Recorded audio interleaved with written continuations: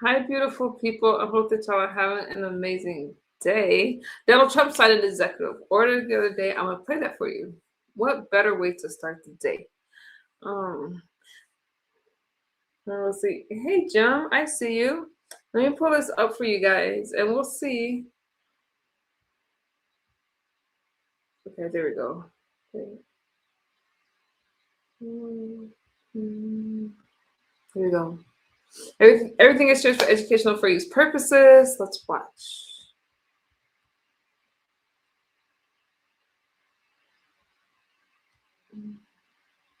I'm up good enough. We're up good everywhere. Unfortunately, I'm not running. So, I'll be back, sir. we're up everywhere, but I'm not running, Peter, unless you say I can. Right? Don't leave that up to me. Good morning, Kaiser. Well, thank you very much, everybody. We very much appreciate this. Is a big afternoon. They all are, in a way, because all of these things that we do are very important. This afternoon, I'm thrilled to sign a historic executive order expanding access to high-quality retirement savings accounts for millions of Americans. In my State of the Union earlier this year, I promised to make the same types of retirement accounts enjoyed by the federal employees available to all Americans. So that's what we're doing. It only seemed fair. It's really a tremendous situation for all Americans. That was really much promises made, as I say, promises kept. I'm thrilled to be joined by incredible people that I know and the warriors. Jason Smith, these are Congress people. Brian Stile, Mike Carey, Lloyd Smucker, Bill Heisinger, Ryan McKenzie, John McGuire, Zach Nunn, Derek Van Orden, Jeff Crank, Nick Begich, Monica De La Cruz, and Mike Lawler. Warriors, every one of them, they're great people. They fought very hard for what we're about to sign. And since my election, the stock market has set 59, this is in a little bit more than a year, 59 all-time record highs, adding $9 trillion in value to really the value of our country, if you think about it. Under 4 years of Biden, the average 401k rose at a rate of just $875 a year. Last year under Trump, the average 401k balance was up $24,000. So $875 versus $24,000, I would say that's pretty good. Take it. This is really incredible. The numbers are incredible. The numbers being invested in our country are more incredible than anything. You see it. There are plants being built all over the USA. We have auto plants, not just AI. AI is doing great. We're leading China by quite a bit. But we have auto plants being built all over the country. They're coming back from Canada. They're coming back from Mexico, Germany, Japan, South Korea, wherever they build autos, they're coming here. Nobody ever thought they'd see that. The union loves me. You know, I did very well with the auto workers, but they like me a lot more now than they did when I was just talking about it. Beginning at the start of next year, every American will be able to go to TrumpIRA.gov and open a new low-cost IRA account. You'll then be able to access the same type of retirement accounts that federal employees enjoy through the thrift savings plans, which are incredible. As part of the Federal Savers Match Program, low-income Americans will be eligible to receive up to $1,000 per year in matching funds deposited directly into their accounts. It's a great thing.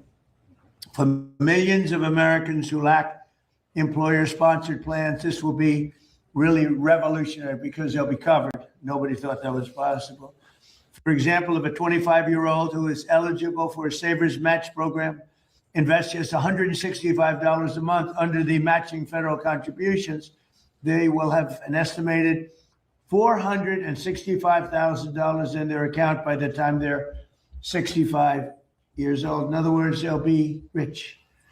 And there's something awfully nice about that. But this is only the first step. I was talking to Kevin Hassett a little while ago, and the people standing right behind me, we're going to take it to the next level. And the next level, Kevin, you're going to mention something, but the next level will be necessary to have congressional approval. What you just heard, we don't need congressional approval. and it'll never be terminated, because to terminate it, if somebody else is in office, to terminate it, you'd have to take that money away. You'd have to really take away something.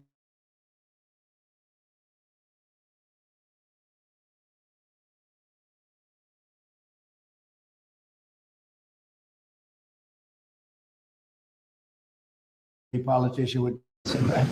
I mean, it should be something that everybody supports. So, Kevin, before we start, maybe you could just explain what we're talking about for the next level. Right. So for the next level, sir, what we're already talking, Chairman Smith and I about, and I've been talking with Mr. Smucker about this for a number of years, is that we're going to expand this program that you're creating here, which is for low-income people, to middle income people and maybe above as well, so that every American, most high-income people have an employer that gives them a 401k with a match, but low-income people or Uber drivers or something, they don't have access to that. They don't have access to the match.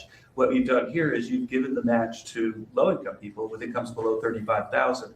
But we think that there are a lot of people, even who make more than that don't have many assets for retirement. And so we're working with Congress to significantly expand this program, and are looking forward for legislation this year to expand this. And also the Trump accounts, you remember, with Michael Dell and Susan and the group that we had, are setting records. We have 5 million signups right now, sir. 5 million signups in a short period of time, far above what we thought even possible. So congratulations to everybody that got that started. Michael Dell put in $6.25 billion. So he put in a lot of money, and he's going to do more too. But they were very responsible. So I just want to let you know, it's like record. You are even surprised by that number, I think, right? Maybe. I don't know if we can do that kind. Thank you for being a member, Kaiser. Thank you, guys. So it's great. And we're going to be doing the same thing, I guess, in a certain way for older people. For grown-ups. We're going with a plan that if it works, has to get approved by Congress, but That's right. we think it'll get approved. It'll be fantastic for the country. Let's go. Will, do you want to start? Sure. Have some other things, and we thought we'd let these great people from Congress and beyond, or below, I guess I could say. So first, sir, this is the IRA executive order that you just mentioned. This establishes the retirement accounts with the federal match for eligible people, as you said in your speech and as Kevin explained. This is a big step forward. It's going to provide access to high-quality retirement accounts to a lot of Americans who don't currently have access to such accounts. Okay. There it is. That's nice. Great. Thank you very much, everybody.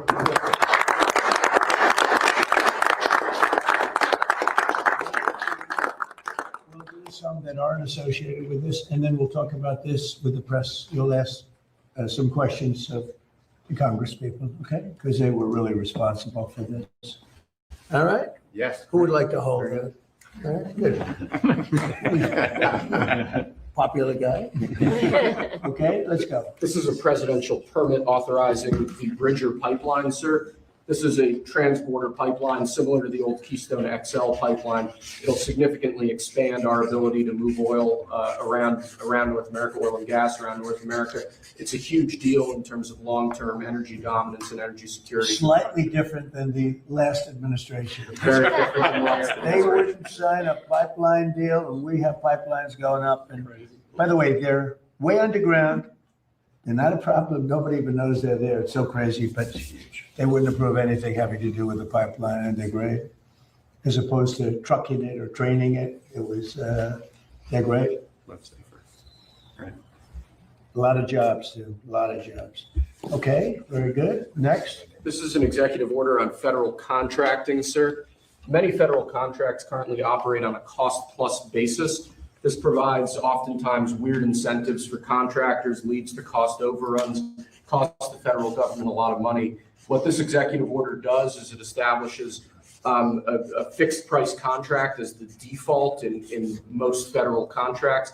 This aligns the federal government with what would typically exist in the private sector, and we believe will continue to drive down fraud and abuse in federal contracting government-wide. Would anybody like to object to this? Absolutely not. They fighting for this one too.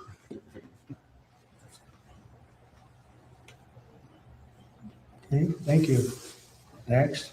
You previously announced that we were withdrawing Casey Means as the Surgeon General, sir, and appointing Dr. Safir, or nominating Dr. Safir in her Nicole. place. Yeah. That on the left is the withdrawal, which will later be transmitted to the Senate. Okay, And on the right is the new nomination form for our new Surgeon General. Nicole Sapphire, she's with Fox, was with Fox. Isn't with Fox anymore, Peter? But she's great. She'll be the Surgeon General. Well said, Peter. I believe she's with Memorial Sloan Kettering in New Jersey, sir, and she's an outstanding doctor. She is.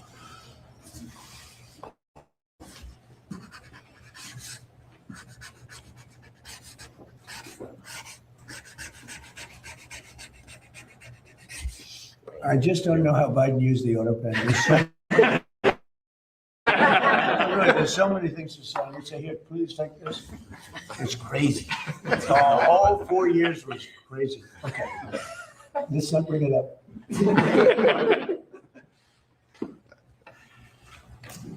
She's going to be great. Surgeon General. Thank you. This is a proclamation declaring this weekend to be National Fallen Firefighters Memorial Weekend. As you know, firefighters do an incredibly difficult, dangerous job, help keep us all safe. This is a proclamation honoring their sacrifice and remembering those who have fallen. So Great. Everybody likes that? You bet. Okay. Firefighters. That one deserves one. Yeah.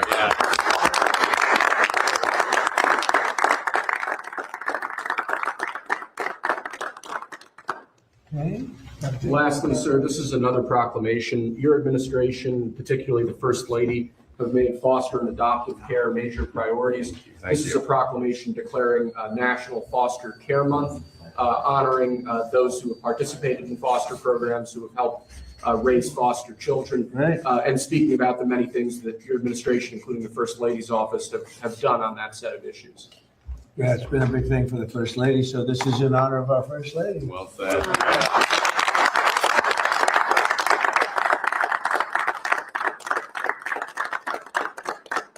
Thank you. That's all I've got, sir. I spent time with foster care. Oh, that's great. Yeah. That's great. God is good. Thank you very much. Thank you, Mr. President. So do you have any questions? Maybe we discuss the first signing first. Do you have anything on that? Mr. Please. President, how is this going to help the small business owners? Do you think this is going to inspire more people to go into, small businesses that might be reluctant earlier, for IRA, to have the IRA? This is going to, help Well, give I tell them. you, small businesses now are thriving. And as you know, more people are working right now than at any time in the history of our country. We're doing great. And there's more investment being made in the United States than any country at any time in history. And a lot of that's AI, and a lot of that's maybe in a certain way, maybe more importantly, auto plants are all coming back to our country. They're coming back from different countries where they left us, for Germany, as you know, Japan, and South Korea, and Canada, Mexico. And they're all coming back at levels that nobody's ever seen before. And tariffs did it. I did it. Maybe the election did it, but tariffs did it. And if they build here, they don't have to pay tariffs. We have Germany is giving a lot of companies are coming in from Germany, from Japan.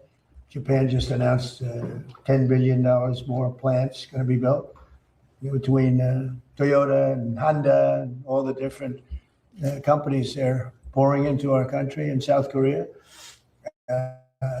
Canada, they're coming in. I don't know what they're doing, but I can tell you they're coming in tremendously from Canada. There's no reason they don't want to pay the tariff. And because of that, they're investing at levels never seen before. We will, for 30 years, we virtually didn't build an auto plant in this country. Now we're doing more than we've ever done. So I'm very proud of that. AI is going wild. We're doing great. And we're letting them build their own electric, but we're actually making them build their own electric plant, so they take tremendous amounts of energy to have a successful plant. And they're building, all of the new ones are building their own electric plant, like a utility. And any extra, they'll either give it or sell it for a good price to local communities and to the grid.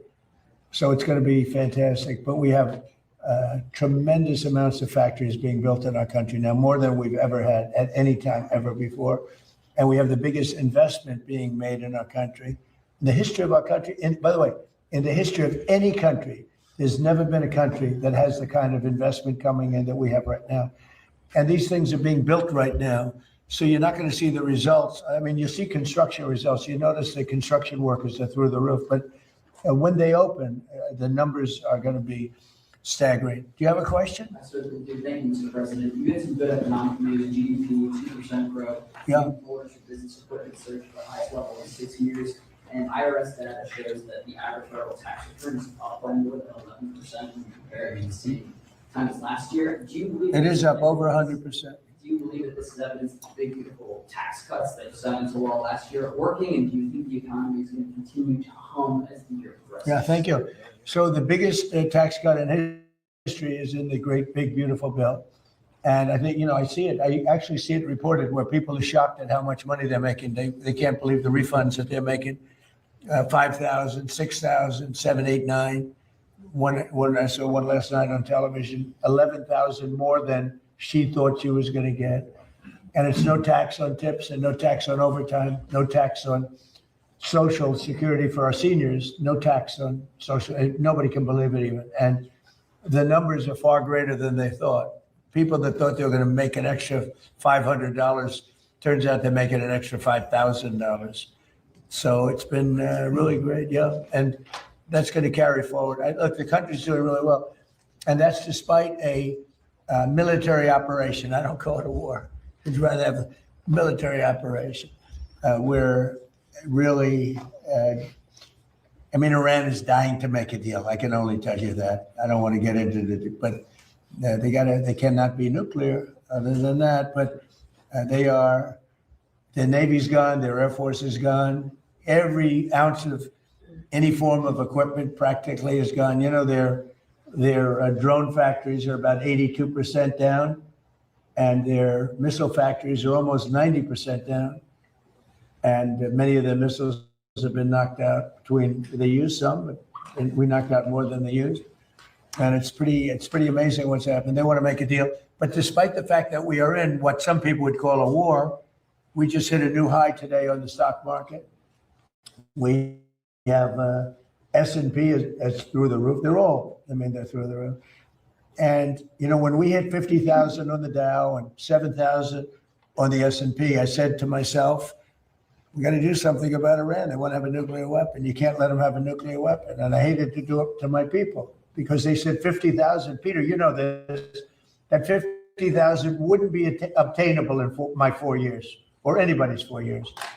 And we hit 50,000 in my first year, the end of my first year. We hit 7,000 on the S&P. They said that would be even less attainable. And we hit that at the end of the first year, before the year was up. And then I said to Kevin, sorry about this, Kevin, but we have to put out a fire. And the fire is taking place in the lovely country of Iran. And they want to have a nuclear weapon. And if we didn't use this beautiful, see that plane right there, that beautiful B-2 bomber?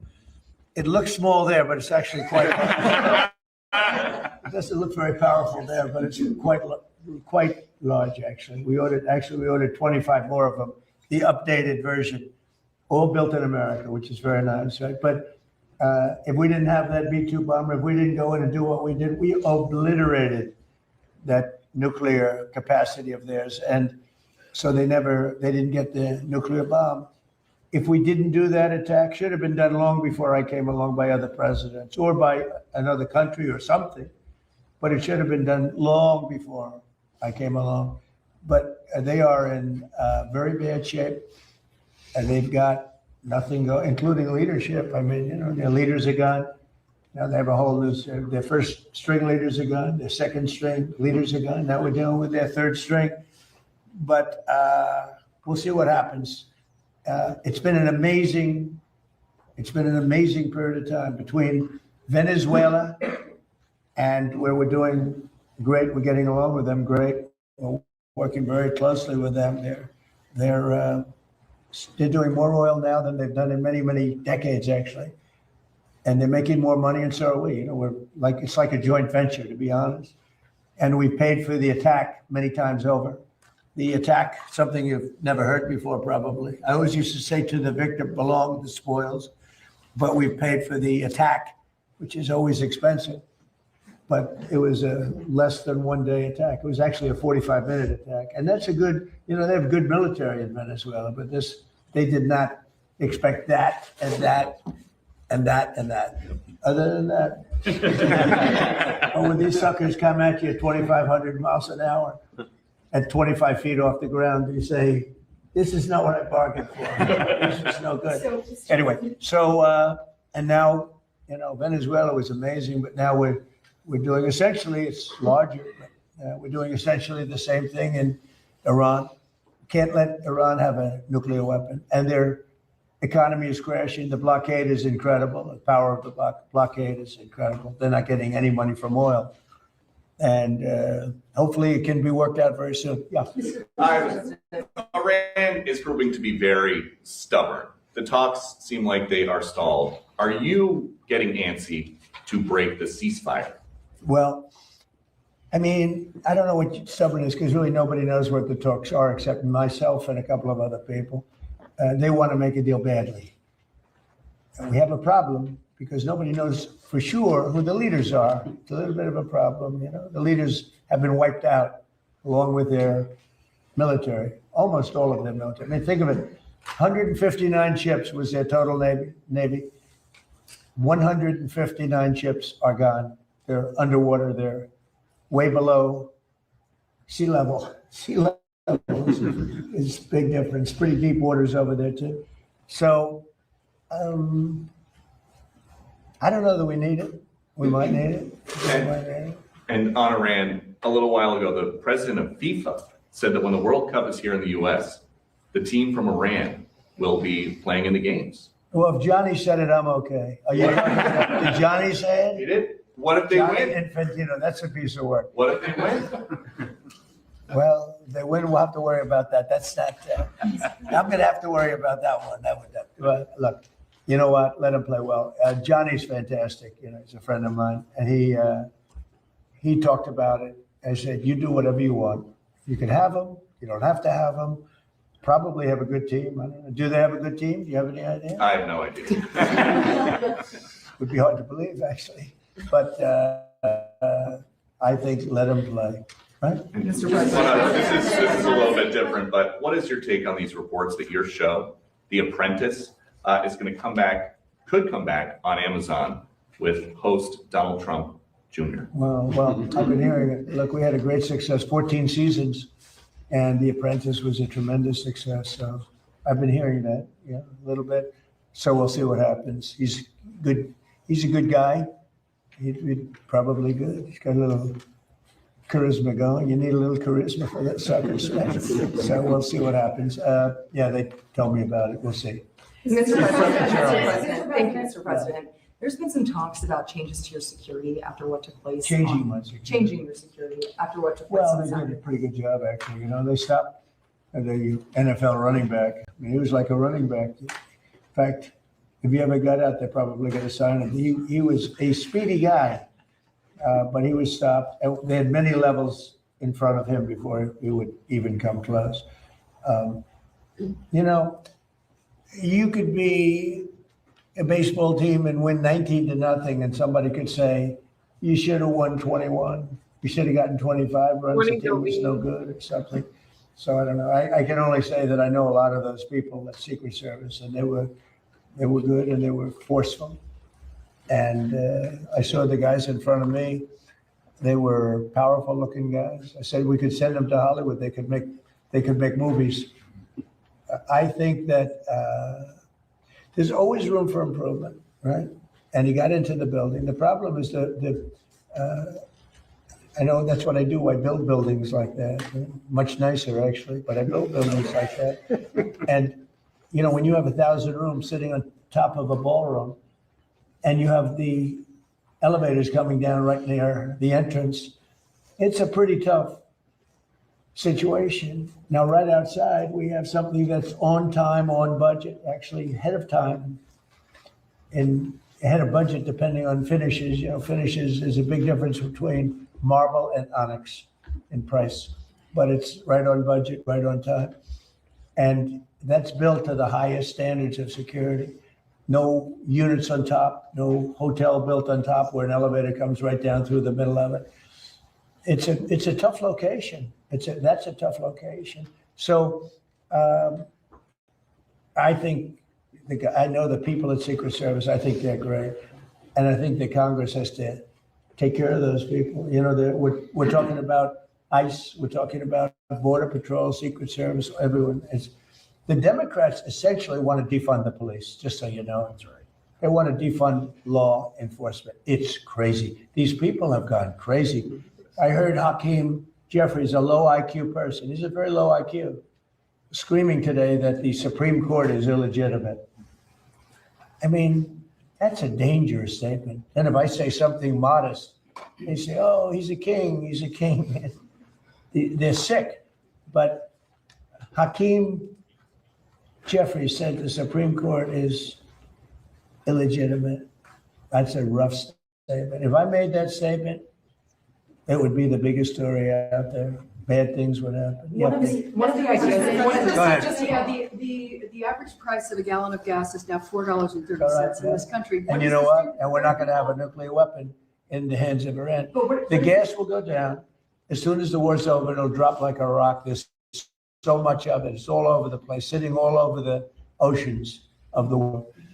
And it'll go down. But what won't happen is if Iran had a nuclear weapon and used it, then the whole world is a different place. What You're about not the going to have to deterrence pay impact a little on bit more for Republicans? gasoline. The oil will go down rapidly as soon as the war is over. Brian, Good to see you again, sir. I've got two questions. First, I want to follow up on Daniel's question. I've described you as the peacemaker. You're achieving peace around the world. Due to these latest policies, big beautiful bill, no tax on tips, no tax on Social Security, no tax on overtime, now the Trump counts, and then the IRA count. Could we describe you as the wealth maker? Well, I'm helping people out. That's a nice question, actually, but I'm helping people. These people are with me. You know, these are great people. And feel free to speak up if you'd like, because they wanted this to happen, and we got it done.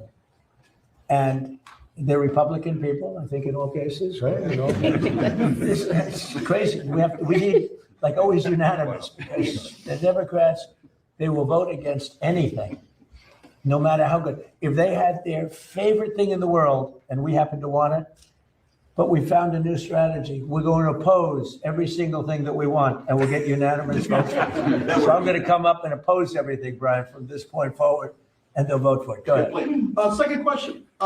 You created Space Force on the second end, towards the end of your first administration. Right. You just had the Artemis II crew in here. I know it's a big accomplishment. What do you see moving forward, the duration of your administration in terms of space exploration? I know that was a big moment for you. Well, doing Space Force I think it's going to go down as one of my more important things. It's turning out, even a lot of these great military operations that we have right now, when you look at Venezuela, when you look at like the decimation of Iran, which was considered powerful, it was the bully of the Middle East. And a lot of that took place so effectively because of what's coming out of space. When we did Space Force, when I did Space Force, I'm very proud of it. Space was like, we were third. China was first, Russia was second. Now we've leapfrogged. We're way ahead of China, we're way ahead of Russia. And we made some great choices. The first person that headed Space Force, and really after that, we had a couple of really great people heading it. Always very important. And a new person is heading it now. I think he has a chance to be as good as anybody, as good as maybe better, I don't know. But we've had great people heading up Space Force. It's been very important. It's been very important for what we're doing with respect to the different places. And as far as peace, I settled 8 wars. And people try and dispute it, but then they go over them. And almost in every case, they sent letters thanking me and letters to the Nobel Committee. I don't care about that. Maria was very nice. She gave me her Nobel Peace Prize because she said she didn't deserve it. She was very, very nice. But I settled 8 wars. And in every case, the people, the prime ministers or presidents wrote letters thanking me. In the case of India, look, the biggest one would have been Pakistan, India.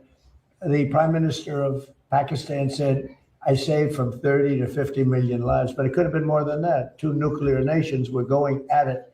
11 airplanes were shot down. They were in the first week of what would have been a very bad war, and I got it solved. You know how I got it solved? By the use of tariffs. I said, I'm going to charge you tariffs if you guys keep fighting. And they said, oh, please don't do that. You just lifted the tariffs, right?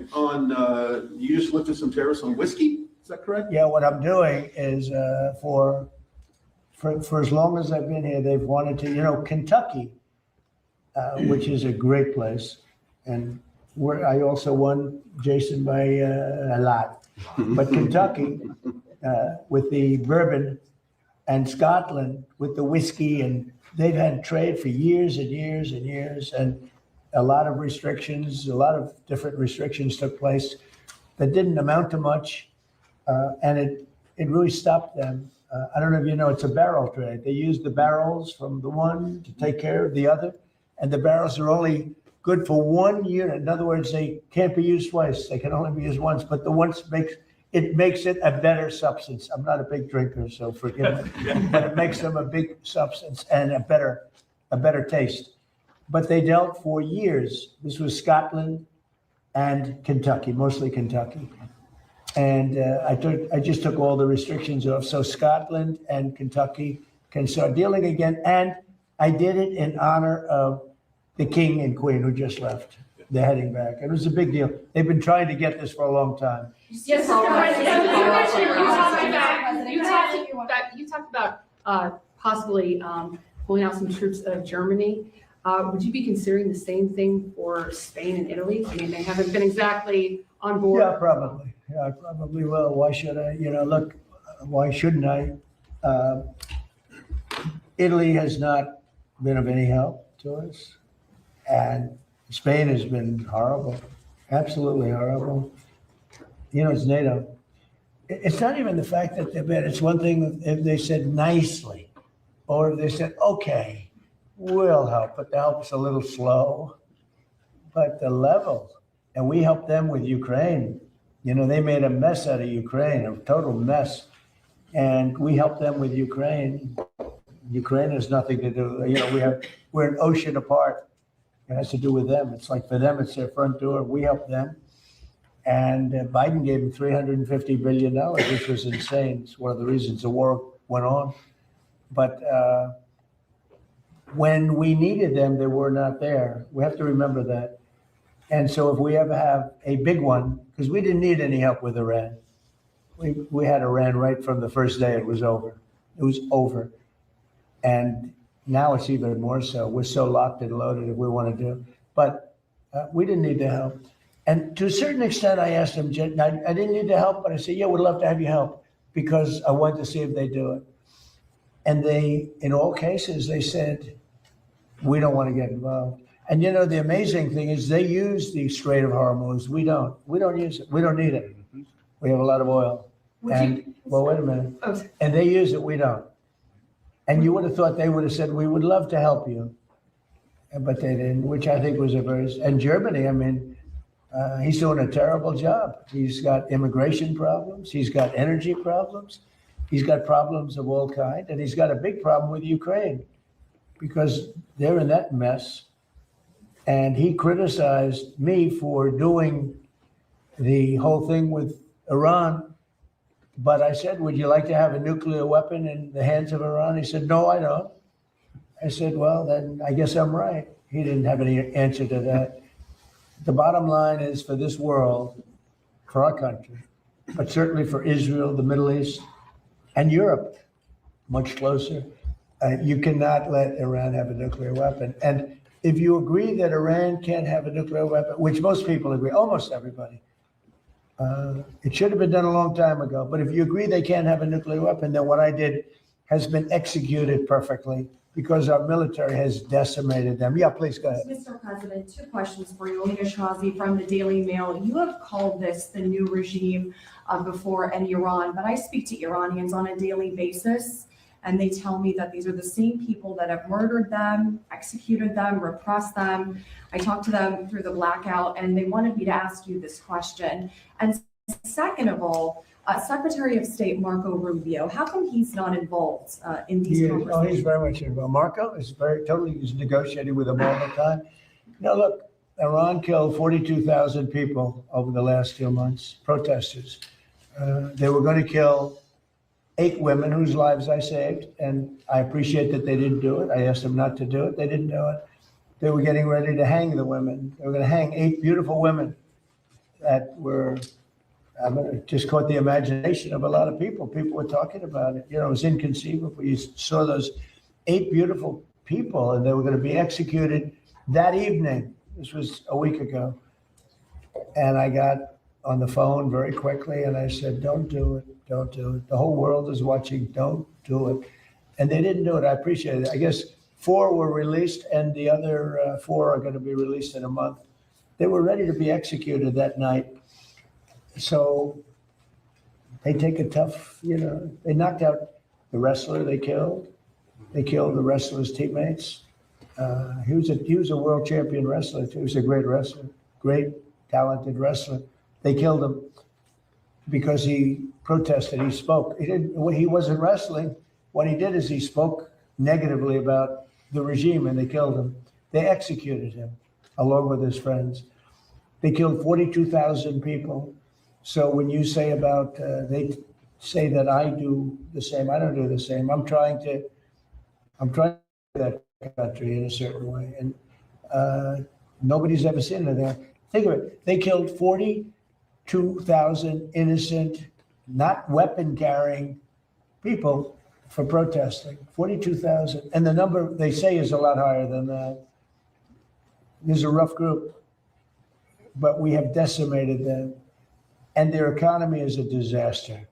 So we'll see how long they hold out. We'll see. Mr. President, President Trump, Saudi Arabia is pulling the plug on Live Golf. Once that tour is gone, do you think the PGA Tour should welcome the defectors back with open arms? Oh, well, I do. It's a great question. In fact, if I had time, I'd love to watch television today because the PGA Tour is playing at Doral, the Cadillac Championship. And I said, who's winning? I don't get a chance. I can't even look at it. Jordan Spieth was in the lead earlier. Who is? Jordan Spieth. Oh, that's good. He's good. Great guy. Good putter, to put it mildly, right? He's a very great guy. Chipper putter. No, it's they're at my tournament right now, the PGA. In 2 weeks, Liv is going to be at my course right here on the Potomac.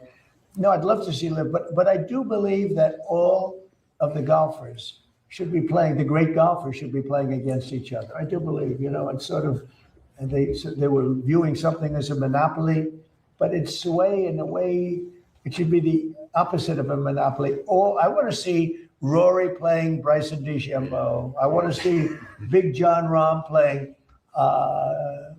Scotty, who's so great, right? Scotty Scheffler is great. And I want to see him play John Rahm and Bryson and all the different guys.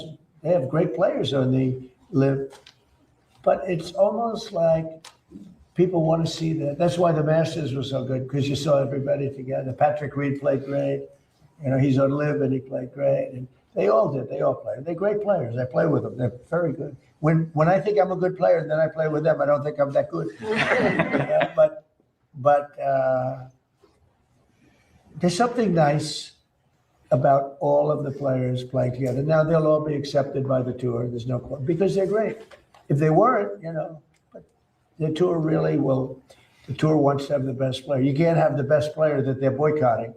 Now they may do something, a little bit, but they'll all be back on tour and it'll be great. And, having one tour, now I don't know that what's happening with Liv. I'm not sure what's happening with Liv, but they are playing at my course 2 weeks on the Potomac, beautiful course. But right now they're playing at Doral, which I own. And if we end this early, I'll be able to watch for about 3 minutes. I get back onto the economy and every other subject that we have, including Iran. We're doing so well with Iran, so I think so. I just want to follow up on yes. Thank you so much, Mr. President. Jennifer Schonberger with Yahoo Finance. Question on clarification of the Trump IRAs versus a regular IRA. Right. Does it come down to the difference of a federal match? Who would qualify for that? And secondly, do you have any reaction to Federal Reserve Chair Jay Powell staying on the Board of Governors? Were you prepared to take any action on that front? No, I don't care. If he stays on, he stays on. That doesn't, I just wanted to make sure that Kevin became the head. It's very unusual that they stay on. You know, I predicted he would, because, you know, who's going to hire him, frankly? So I predicted he would stay on. But, you know, he's a negative, I think he's a negative force. The thing that angered me about him more than interest rates was the fact that he could allow a building to cost billions of dollars more than it was. I could have built that building. I could have renovated and fixed that building, which is what I do. I always did well with it, for $25 million. They're going to spend maybe $4 billion. It's not even close to being opened.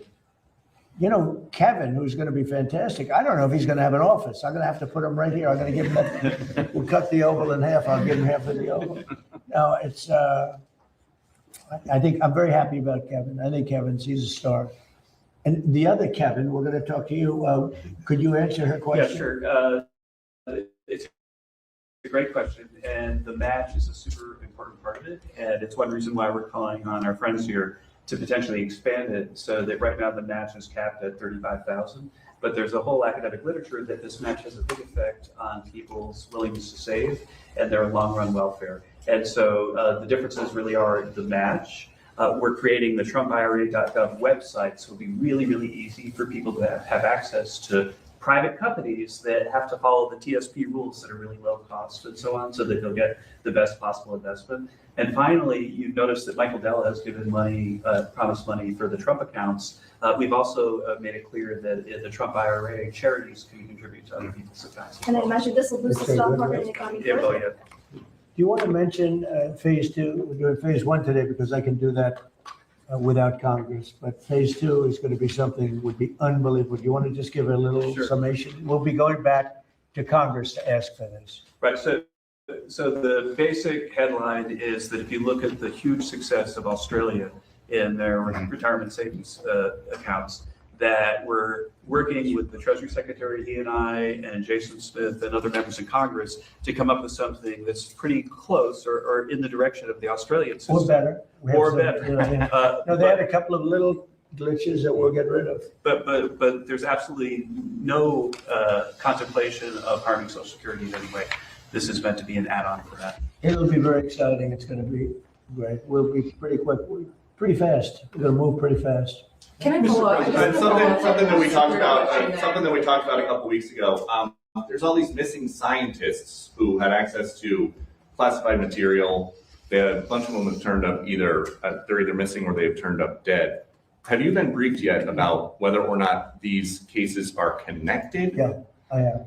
And can you tell us if they are connected? Well, so far, I mean, they're individual. We have a lot of scientists. So when you see, you put together 10, it's a lot, but it's, a very small number compared to what overall. We have a lot of scientists. I was asking that question with thousands, hundreds of thousands of scientists. So, some of them that we looked at are very sad cases in some cases. Some were sick. Some left this earth self-inflicted. Some had other things. So far, there's not a major, sometimes there's a little bit of a connection anyway, and you say, oh, this is a terrible thing. But so far, we're finding that there's not much of a connection. We'll let you know. We're going to be doing a full report on it. It's very serious stuff. I just want to follow up on my question earlier. Have you been informed if the Secret Service agent who was shot on Saturday, if that was from friendly fire or if it was from the suspect? Well, they said it was not friendly fire. So you're hearing that it's from? Well, that's what I heard. I heard that. They said it wasn't friendly fire. Okay. It was actually reported. You read the reports because it was actually reported. Yes, sir. I read through the DOJ memo. Well, then why do you ask me the question? I don't believe it said that the agent was struck by. I'm just saying, they said it wasn't friendly fire. And he hasn't been charged It wasn't yet. us. Okay, and he hasn't been charged yet with that. Of course, that could come. I want to follow up on the security changes. Is there talks about you potentially wearing a bulletproof vest moving forward, given you have now been shot at I don't so know if I many can times? handle looking 20 pounds heavier. These guys, they look so good. Some of these guys are physical specimens. Some of these guys are trouble. I don't want to be near him. No. If you want to gain 20 to 25 pounds, get a vest. And believe me, frankly, the vest did an amazing job because it took a bullet close up. And he didn't even want to go to the hospital. I mean, we sent him to the hospital just in case, but he didn't want, it's still a hit. But he didn't want to go to the hospital. The vest totally protected him. Still a lot of power behind that shot, though. That's like getting hit by Mike Tyson. But it's amazing. I've been asked about that, and I guess it's something you consider. In one way, you don't like to do it because you're giving into a bad element, and so I don't know. But I haven't asked about it. How nervous are you about it happening again, another assassination attempt? I don't think about it. You don't think about it at And if all? I did, I wouldn't be doing a very good job here. I'd be thinking about nothing but that. I don't think about it. I don't think about it. If I did, I wouldn't be effective. Okay. Mr. President, real quickly, you pushed on True Social, calling on Senate Republicans to blow up the filibuster. It is a big issue with MAGA. MAGA wants you to get rid of it. They should. Why don't they do it? Why don't they do it? I don't know. I have no idea. You know why? I guess because they have 3 or 4 that are like hard line. The same ones that are hard line, no to everything. And you don't have all of them, we have a very small majority. John Thune's a good man. I said to him, John, just go take the vote. Let's expose who the people are. Yep. But, if we got rid of the filibuster, we could vote on the Save America Act, voter ID.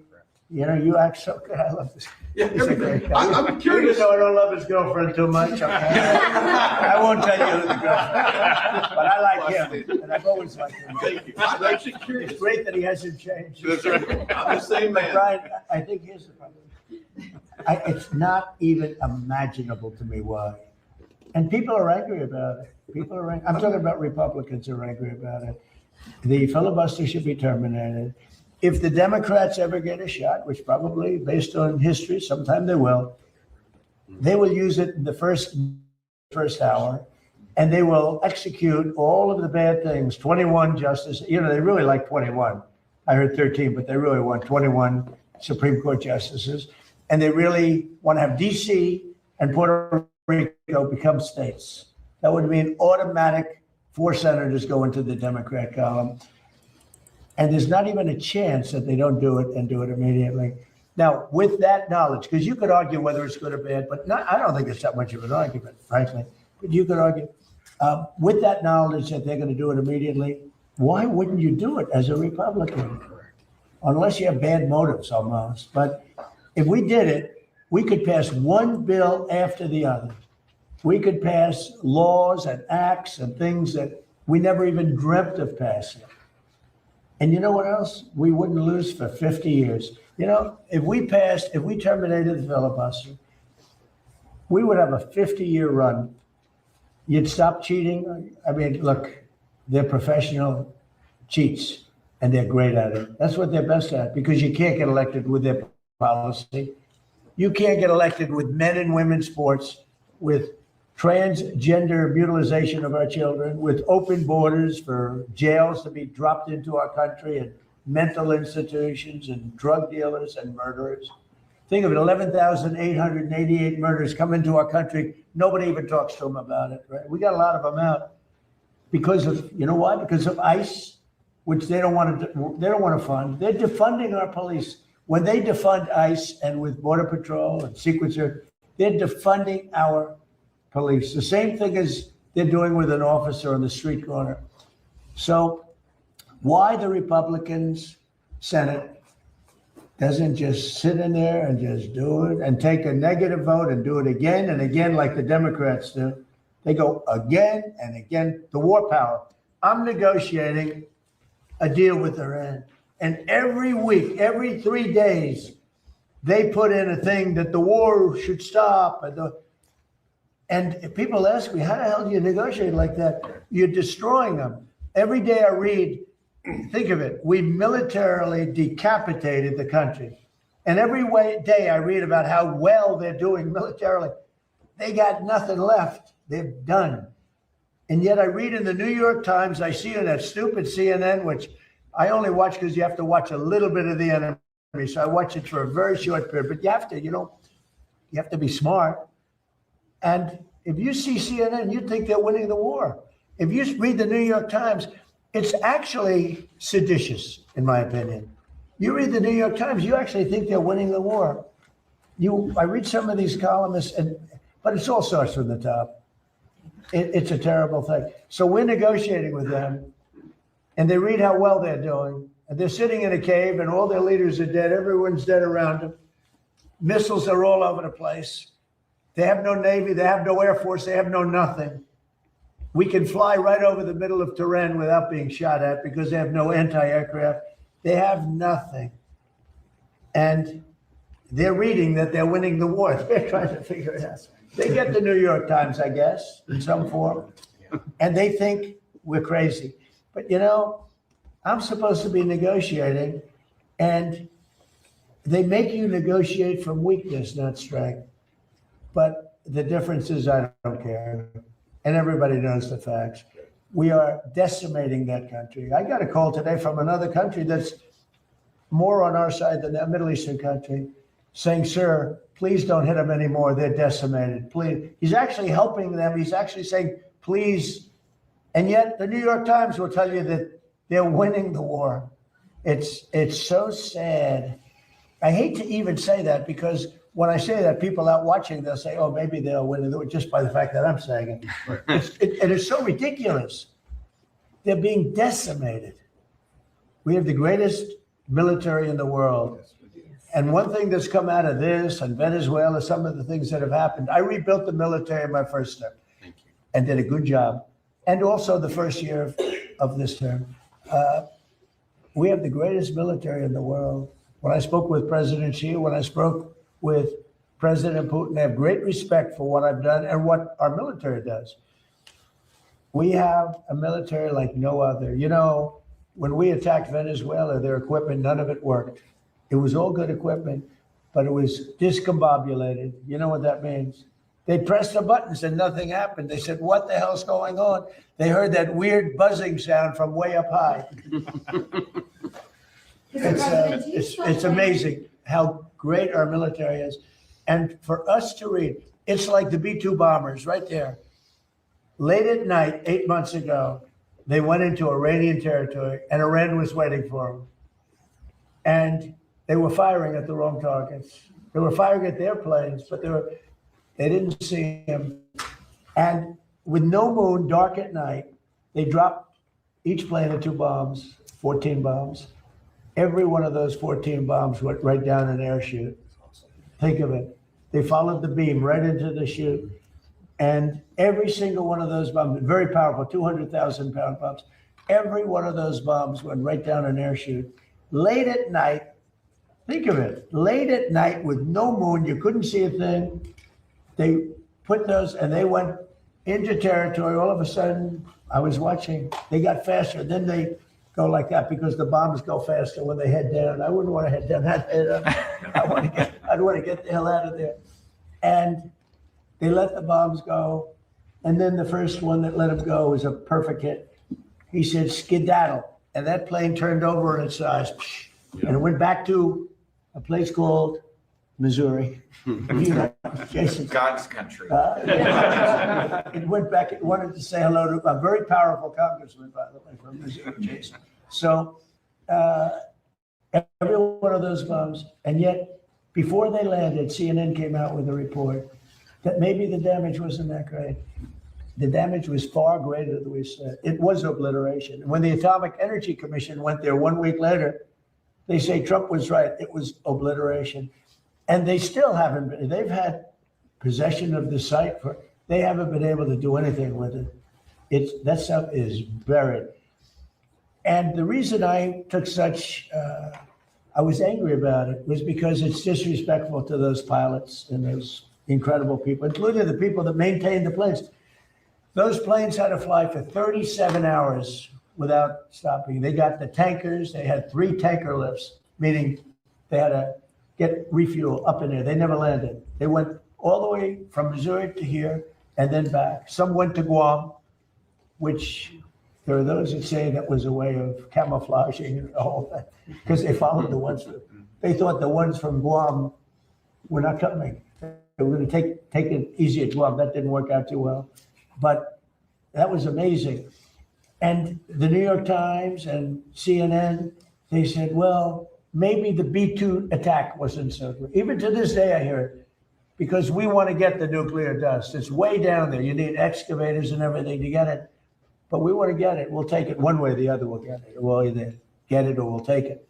They'll either give it to us or we'll take it. But I think it's very disrespectful to our incredible military when they say, maybe they missed the target.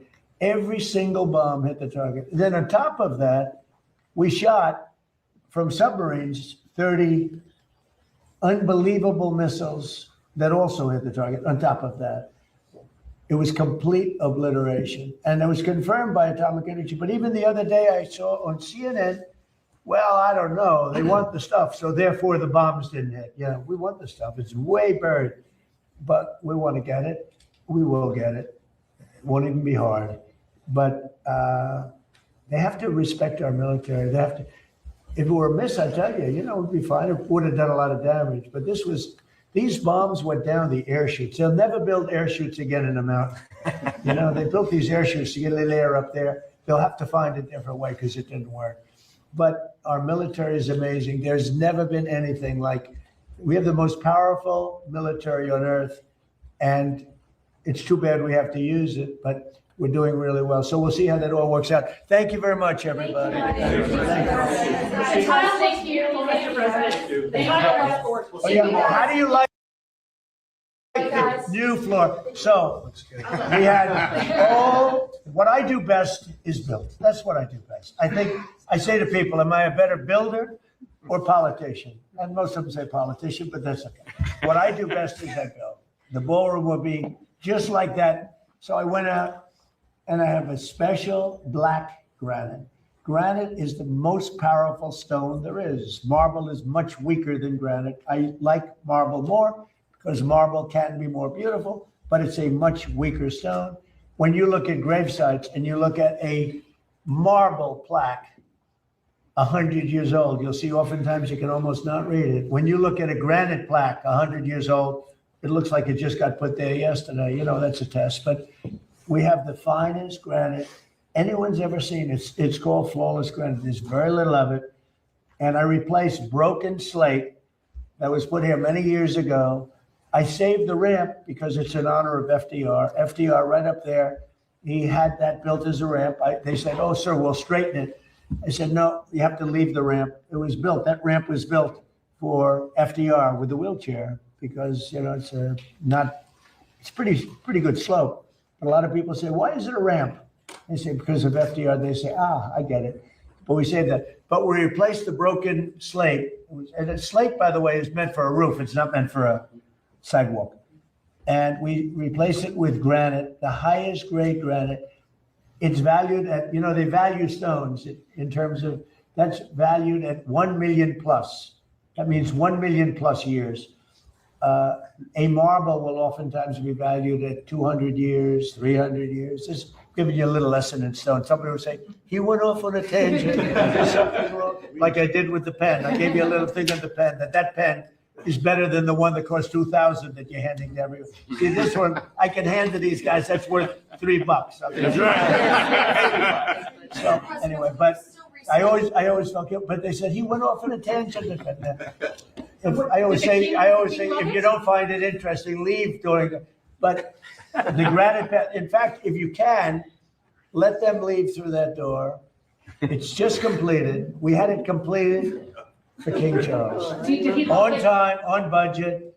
I paid for it, so, it's very expensive. I would have Does he love this? Does he love all this? He loved it. He loved it. And he's seen some nice The stone. Trump Renaissance. This is a Trump Renaissance Well, here. we're fixing the White House. Mr. President, what But about, it was sort of terrible. People would walk to the Oval Office over broken slate. Again, slate is used on roofs. It's not used where people walk on it. And it's been walked on for a long time and many, many broken pieces. So I said to do it right. Now, the other thing I did, if you want to have a look, all of the columns, they had 200 years of paint on them. Wow. And they looked terrible. And, they were chipped and broken. And when you have a lot of paint, and I stripped the columns back down to the original stone and painted them, and you'll see it. But you may want to, final touches, little touch up here with the paint. Get a little hit by a couple of these heavy stones. They're very heavy, thick granite. But that granite's valued at over 1 million years. So there was a lifetime, 1 million plus. That's your max. Why don't you walk out there and take a look? Okay. I think and the company that did it, if you look at the setting, each point is perfect. So Peter, take a look. Tell your father if I did a good job. Thank you. Are you? Thank you, Fred.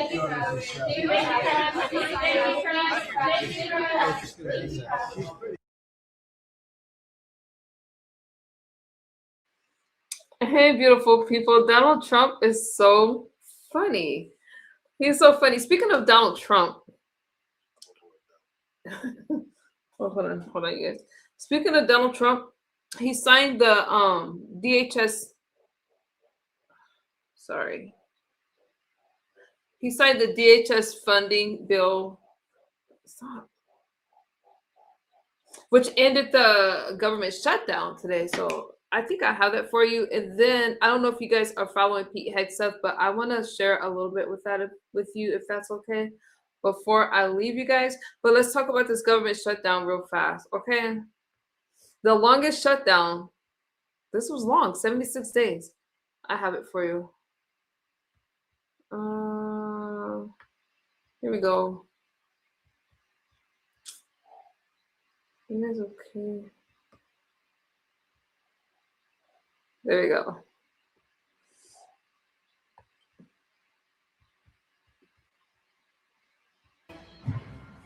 Welcome back. As we mentioned this afternoon, the House voted to end the record-setting 75-day shutdown of the Department of Homeland Security, passing the Senate-approved bill to fund most of DHS. You guys love Donald Trump. I know you love Donald Trump. The Republicans now plan to try to fund those two agencies without Democrats.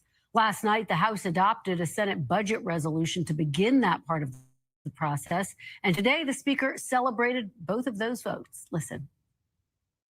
This will relieve pressure from the Department of Homeland Security. Secretary Mullen, who I've spoken to in the last couple of hours, will be greatly relieved. The president will, the administration will.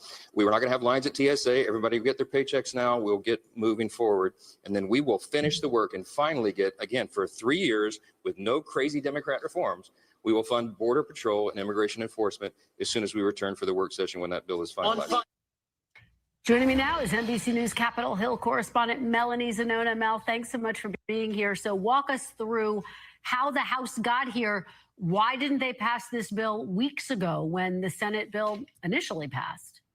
Yeah, it is a great question, Kristen. There's been a lot of acrimony between House and Senate Republicans over their DHS funding strategy. And just to rewind a little bit here, the Senate initially passed a version of this exact same bill back in the end of March. The very next day, we thought the House was going to pass it, but House conservatives and Republicans balked. They refused to pass it. It took another few weeks for Speaker Mike Johnson to finally commit to putting this bill on the floor. So the Senate repassed it, sent it over to the House. That was on April 2nd. And yet Johnson still refused to put it on the floor. The reason is because conservatives had a major issue with voting for a bill that did not include funding for ICE, for immigration, for Border Patrol. And so what changed this week are really two things. Number one, the White House put some renewed pressure on House Republicans to pass this bill. And number two, the House and Senate both did take concrete steps to set up a process that is going to enable them to fund ICE and Border Patrol through reconciliation. That's a party line process that does not require Democratic votes. But certainly there are questions in the Capitol today, questions we asked of the Speaker of why they couldn't have just passed this a month ago, saved a lot of heartache, saved a lot of these employees from the pain of not knowing where their next paycheck is coming from. Just another example of how these shutdowns have really become the norm on Capitol Hill. You're absolutely right about that. Just to remind folks, at the root of this was Democrats saying they would not spend a penny for ICE and CBP. So as you say, Republicans are going to fund those agencies without Democratic support. Who are the political winners and losers at this point, Mel?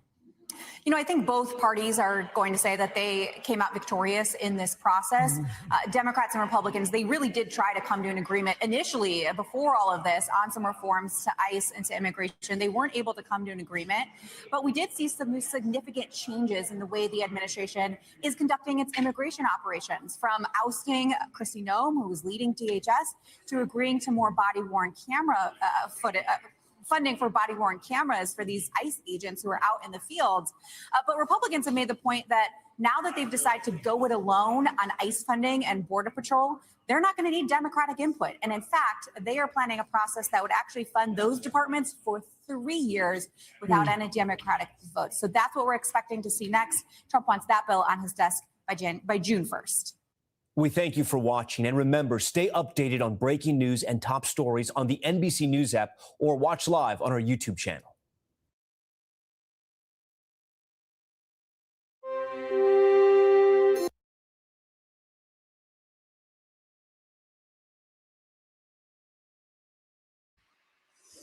Did you guys see what I had coming up next? The timeline of Donald Trump. We'll have to do that one of these days. We'll have to do it. Anyways, you guys, I want to share with you guys a little bit of what's happening with Pete Hegseth, okay?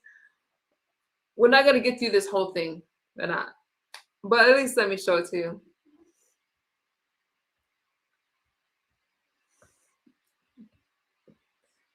We live in an amazing country, you guys. Okay, wait a second. I have it. Here it is.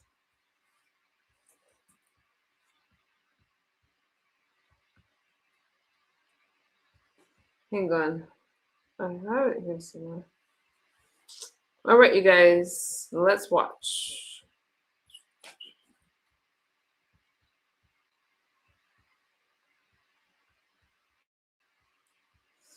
Hang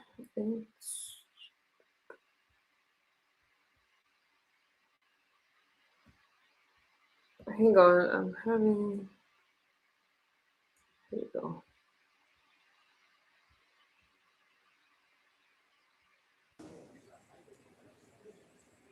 These little hearings get kind of feisty. Like, they're fiery. Look at that. Damage, right? Damage. He does a good job, though.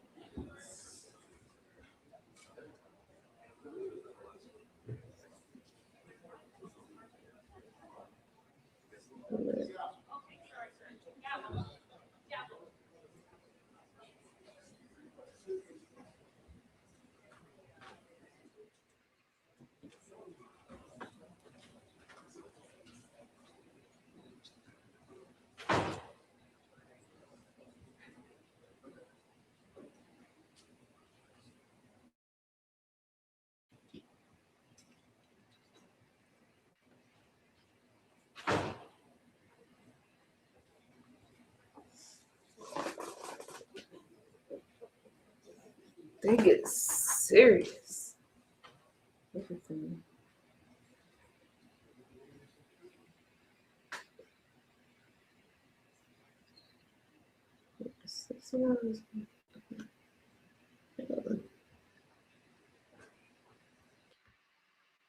Hearing is in order. We completed a productive classified session. That was a skiff. Before this, if you guys. And now we will begin the public portion of this hearing. I welcome back Secretary Hegseth, General Kane, and our acting controller, Mr. Jay Hurst. I thank all of them, including their families, for their service. For the dozens of Americans that regularly watch our hearings, my next remarks will be no surprise, but for new viewers, I want to reiterate some context for my remarks. I've said this at almost every hearing. We live in the most dangerous security environment since World War II. Every uniformed officer who has come before this committee has agreed with that statement. First and foremost, we're locked in a competition with Xi Jinping and the Chinese Communist Party. The competition is high stakes, and it is about whether this will be an American-led century or a century defined by authoritarian, autocratic regimes that care little for the needs of their citizens or those in neighboring countries. The Chinese Communist Party has accelerated its historic military buildup and its predatory economic practices against Americans and countries the world over. Xi Jinping leads not only China, but also an axis of aggressors. This growing alliance cannot be denied. It includes China, Russia, Iran, and North Korea. They're united around this goal to oppose America's interests and the interests of other like-minded democratic countries across the globe. Vladimir Putin's war of choice in Ukraine has now entered its 5th year. In Putin's objectives, we hear echoes of the imperialistic ambitions of World War II's aggressors, including Adolf Hitler. Vladimir Putin has suffered 1.2 million casualties and failed miserably in his military objectives. Along the way, he has transformed Russia's economy into one fueled by war, raising the prospect of an even more aggressive Moscow for the foreseeable future.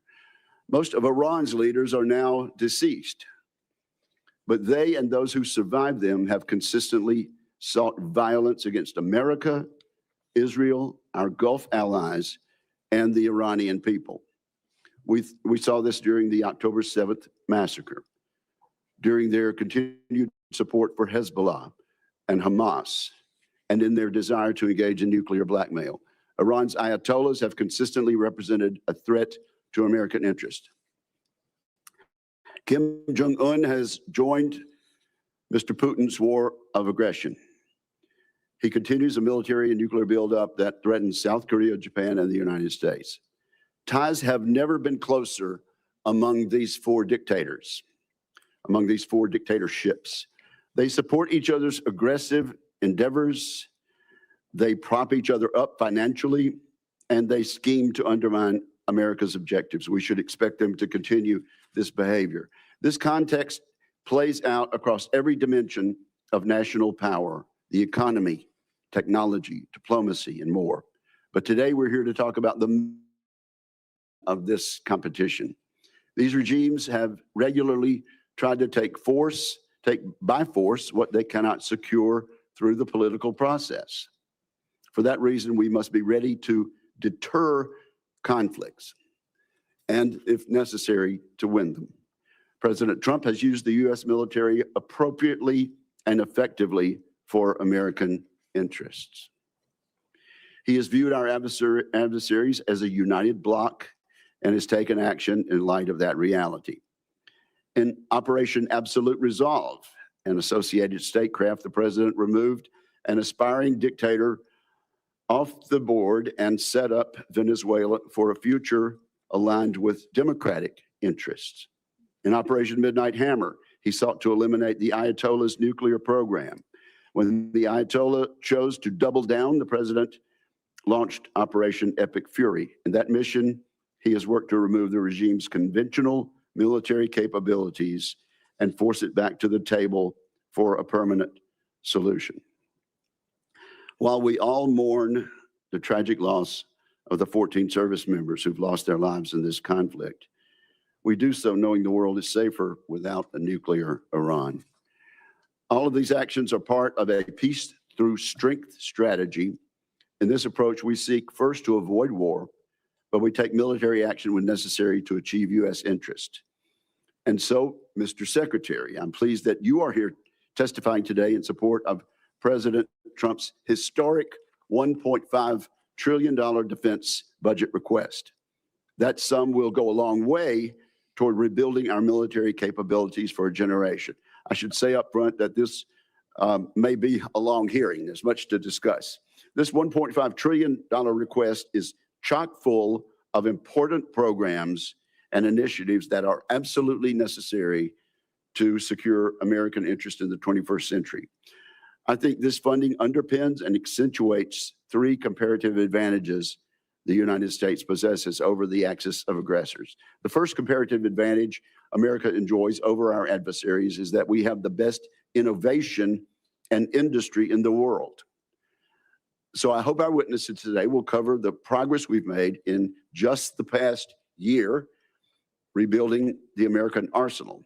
Last year, our reconciliation bill combined with bipartisan appropriation bills achieved about $1 trillion defense budget. This year's request would represent a near 50% increase. Every penny of it should be money well spent, making down payments on crucial transformational capabilities such as drone warfare, low-cost munitions, and missile defense. Also last year, Congress and the executive branch achieved historic acquisition reforms. Consequently, we're well positioned to make huge gains on efficiency this year and in the years to come, making it much more flexible and a more timely process. I look forward to discussing how we might accelerate implementation of these actions. In particular, I'd like to see the Pentagon do more this year to drive competition in the defense industrial base. Competition absolutely drives better outcomes for our service members and taxpayers. Of course, our people are the final comparative advantage we have over our adversaries. We've enjoyed significant improvements in recruitment and retention, but we need to solidify a merit-based environment that fully cares for our personnel. I commend you, Mr. Secretary, for your efforts over the past year to do just that. That task will never be finished, of course, but we embrace it gladly and we salute the progress. We will always be striving to care for and equip American service members as much as possible. I look forward to more work between this committee and the department this coming year. With that, I turn to my friend and colleague, Ranking Member Jack Reed.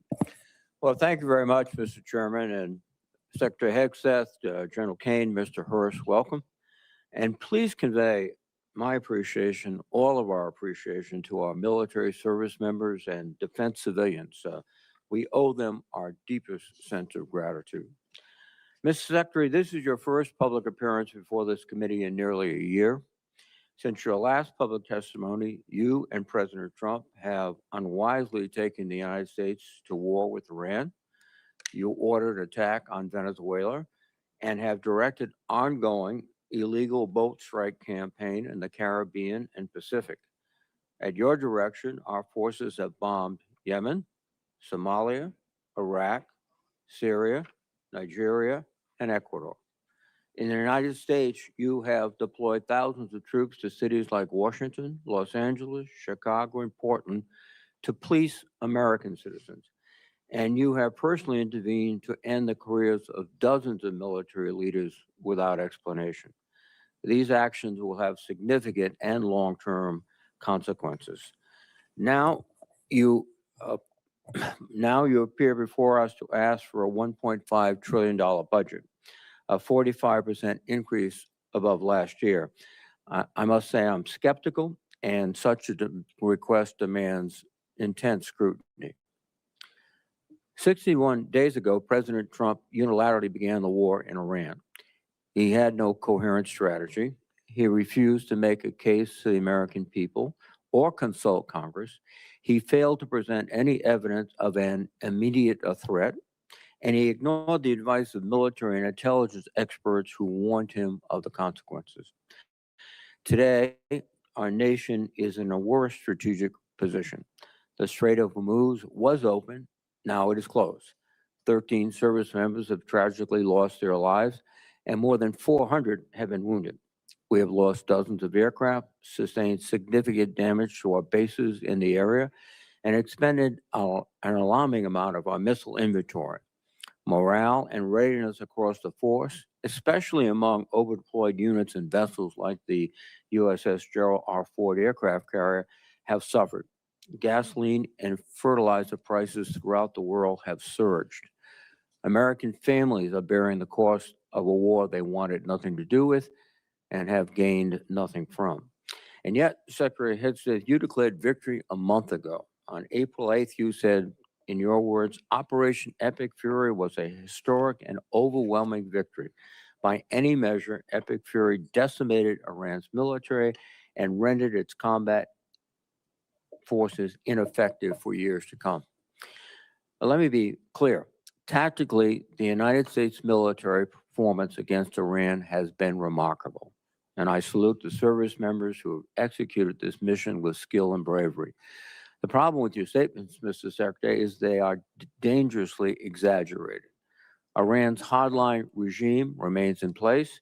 It still retains stockpiles of enriched uranium, and its nuclear program remains viable. Iran's military retains enough combat effectiveness to keep the conflict at an impasse.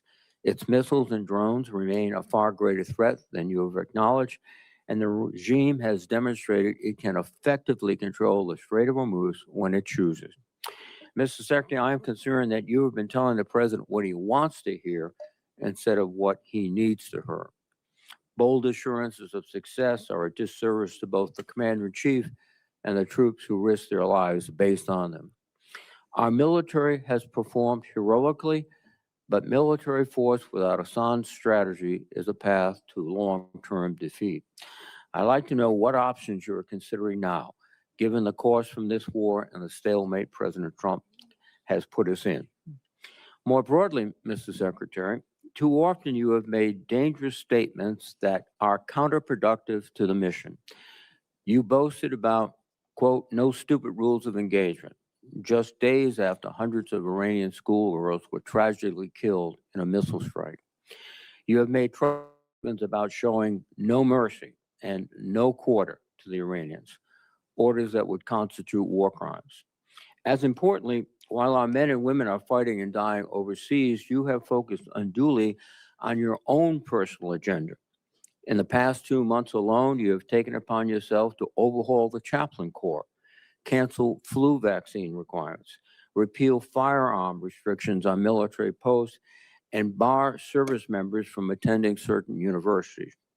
Just this week, you brought performer Kid Rock to an Army base to go for a joyride in an Apache helicopter after dismissing an earlier investigation into the pilots who recklessly chose to hover above his home. That runs directly counter to the chain of command and maintaining good order and discipline.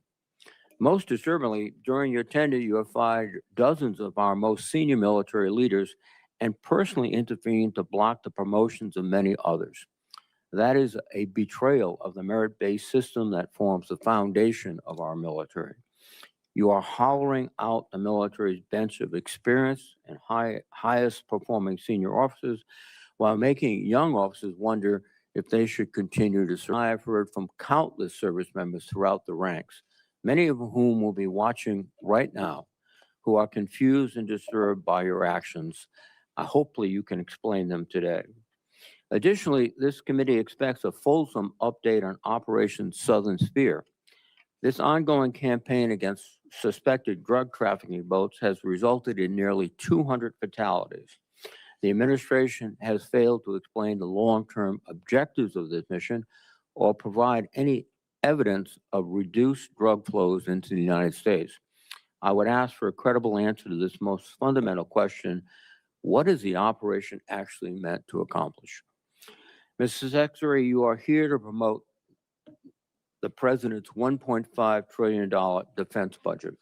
While this budget provides funding for necessary programs, including shipbuilding and drone manufacturing, many other critical programs like barracks repair and aircraft procurement would rely on the passage of a party line reconciliation bill. Further, this budget slashes research and development, provides no funding for Ukraine, and includes no funding for losses incurred from the Iran war. Yesterday, Mr. Hurst testified that Operation Epic Fury has cost $25 billion. If nothing else, that help clarifies that we certainly do not need a supplemental anywhere near $100 billion, much less $200 billion. And in this record-breaking budget, there is no pay adjustments for the civilian workforce, and with inflation, that is a pay cut. After a year of Doge layoffs and a hiring freeze across the department, this is an insult to the 800,000 men and women who support our warfighters every day. I cannot imagine a faster way to erode readiness and distract from our abilities to deter our adversaries. Ultimately, Mr. Secretary, I believe you are causing lasting harm to the military. Like many members of this committee, I had the opportunity and the privilege to serve in the military. And every officer knows they are duty bound to give their best professional advice, even if it's not what their superiors want to hear. Because when leaders fear to speak honestly, people die, missions fail, wars are lost. The American people's trust in our military took 250 years to build. You are dismantling it in a fraction of that time. And trust, once long, can take generations to rebuild. Mr. Secretary, today I hope you'll take a step forward toward rebuilding the trust that has been lost. Thank you, Mr. Chairman. Mr. Secretary, you are now recognized for your opening statement, sir. Well, Mr. Chairman, Ranking Member Reed, Senators, thank you for the opportunity to testify in support of President Trump's historic, as you said, Mr. Chairman, $1.5 trillion fiscal year 2027 budget for the Department of War. The President's budget request reflects the urgency of the moment, addressing both the deferment of long-standing problems as well as positioning our forces for the current and future fights. I'm honored to appear alongside General Dan Kane, Chairman of the Joint Chiefs of Staff, and Jay Hurst, our Chief Financial Officer and Comptroller.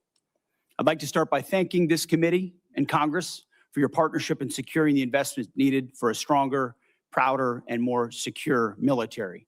Your focus on acquisitions, your focus on efficiency are the reflection in our department as well and in this budget.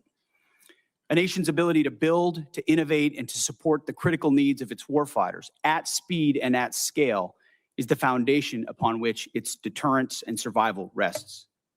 However, upon taking office on January 20th, 2025, President Trump inherited a defense industrial base that had been hollowed out by years of America Last policies, resulting in a diminished capacity to project strength. Under the previous administration, we were offshoring, outsourcing, beset by cost overruns and degraded capabilities. But under the leadership of President Trump, our builder-in-chief, we are reversing this systemic decay and putting our defense industrial base back on a wartime footing. Urgency informs everything we do. We're rebuilding a military that the American people can be proud of, one that instills nothing less than unrelenting fear in our adversaries and inspires historic morale and recruiting in its ranks. We fight to win in every scenario. The $1.5 trillion budget put forward by the President will build upon a previous $1 trillion FY26 top line and will continue to reverse the 4 years of underinvestment and mismanagement of the Biden administration. The $1.5 trillion budget will ensure that the United States continues to maintain the world's most powerful and capable military as we grapple with a complex threat environment across multiple theaters. Not to mention, the budget also includes a historic troop pay increase, 7% for junior enlisted, and the budget eliminates all poor or failing barracks. Quality of life for our troops is front and center in this budget. By supercharging our defense industrial capacity and transforming how the department does business, we are restoring American commercial dominance at a pace unseen in generations, transforming the defense industrial base from the broken, slow-moving systems of the past. We have flipped the Pentagon acquisition process from a bureaucratic model to a business model, decisively moving from an acquisitions environment paralyzed by bureaucratic red tape into an outcomes-driven organization focused on delivering the most for taxpayer dollars. Over the past year, through historic multi-year procurement agreements that this committee supported, we've cut smart business deals that have sent unambiguous demand signals to industry to build more and build faster. The result has been a surge, a revitalization of our great American factories and a massive reinvestment in the skilled American workers who serve as the industrial muscle behind our warriors. What you're doing is despicable. The American people do not want to go to this war. We don't want to fight a war for anything else. It's about Further interruptions of our hearing will be treated in like manner. We appreciate the First Amendment rights of Americans to express themselves, but disruption of this hearing will not be tolerated. So, Mr. Secretary, you may continue. I'll briefly provide some concrete high-level metrics of what we've accomplished over just the past few months. These are announced new facilities and investments to support American warfighters. The department has helped stimulate more than 250 private investment deals in 39 states, 180 cities, in 150 companies worth more than $50 billion. It's resulted in 280 new or expanded facilities, more than 18 million new square feet of American manufacturing, and more than 70,000 new jobs. These $50 billion in investments in new plants, new assembly lines, and new factories are private investments, not taxpayer dollars. By completely transforming our department's business model, American companies are investing in America with their own dollars. A historic demonstration of American manufacturing and defense revitalization, all with their money, not Uncle Sam's. This has never been done before and is long overdue, from a bureaucratic model to a business model. These investments equal great things for America, for American families and American workers, to ensure that our warfighters have everything they need, all American made. Together with the help of the policy updates and appropriations passed by Congress, President Trump's War Department has begun to turn the lights back on in our manufacturing towns across this country, forging a lethal arsenal of freedom. Every policy we pursue, every budgetary item we request serves to ensure that this department remains laser focused on increasing lethality and survivability from the front lines to the factory floor. This is a historic budget, as you said, Mr. Chairman. This is a fiscally responsible budget, and this is a warfighting budget. Speaking of warfighting, the topic of Iran, I'm sure, will come up often today, which I welcome. I look forward to sharing the incredible success of our military effort achieved in a matter of weeks. President Trump has the courage, has had, unlike other presidents, to ensure that Iran never gets a nuclear weapon and that their nuclear blackmail never succeeds. We have the best negotiator in the world driving a great deal. Unfortunately, as I said yesterday, and I'll say it again today, the biggest adversary we face at this point are the reckless naysayers and defeatist words of congressional Democrats and some Republicans. Defeatists from the cheap seats who 2 months in seek to undermine the incredible efforts that have been undertaken and the historic nature of taking on a 47-year threat with the courage no other president has had, to great success and great opportunity for preventing Iran from having a nuclear weapon.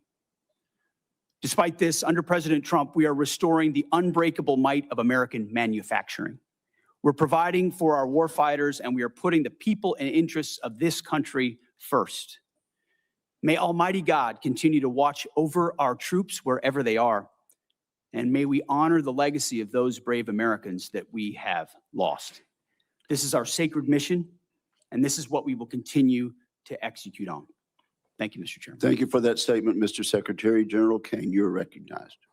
Thank you, Chairman Wicker, Ranking Member Reed, members of the committee, and your staff, who we never get to say thanks to. Thanks for having me today. I'm honored to be here alongside the Honorable Pete Hegseth and the Honorable Jay Hurst to testify on the President's fiscal 2027 budget. I'm grateful for the opportunity to testify today, and I'm thankful for your continued partnership and support of our warfighters defending the homeland and our interests around the world. It's a privilege to speak with you today about the foundation of America's strength, the 2.8 million members of our joint force. And I am continually inspired by the soldiers, sailors, airmen, Marines, Guardians, Coast Guardsmen, and civilians standing the watch for the nation, supported always by their families. They could have chosen a much easier path, any other path, but they volunteered for a life of purpose and passion and service. And every single day they rise to meet the nation's challenges, from combat operations to critical support roles, with the courage, tenacity, and grit that keeps our nation strong and secure. I would also like to express my deep gratitude for the 39 members of the Joint Force who've passed in operations, combat, and training during my time as the chairman, and specifically highlight the 14 who've passed in Operation Epic Fury. The Secretary and I are deeply grateful for each of them and their families, and their names will never be forgotten. As the chairman, my duty is to ensure our civilian leadership has a comprehensive range of military options and the associated risks required to make the nation's hardest and most complex decisions. I owe the President, the Secretary, and the Congress the truth at every turn. And my blueprint for this role has always been that of General George C. Marshall. His firm commitment to civilian control and a nonpartisan military remains my constant standard. And I strive to emulate his candor, delivering the facts leaders need to hear, not always what they want to hear. And once a decision is made, executing it with the absolute dedication while keeping the Joint Force precisely where it should be. That's the demand of our profession. As I sit before you today representing our incredible Joint Force, I want to emphasize my commitment to this committee and to the Congress. I will always follow General Marshall's steadfast example by providing clear and candid nonpartisan military advice, working together to ensure the military remains squarely focused on one thing: being prepared to deter and, if called upon, fight and win our nation's war. And that is our mission.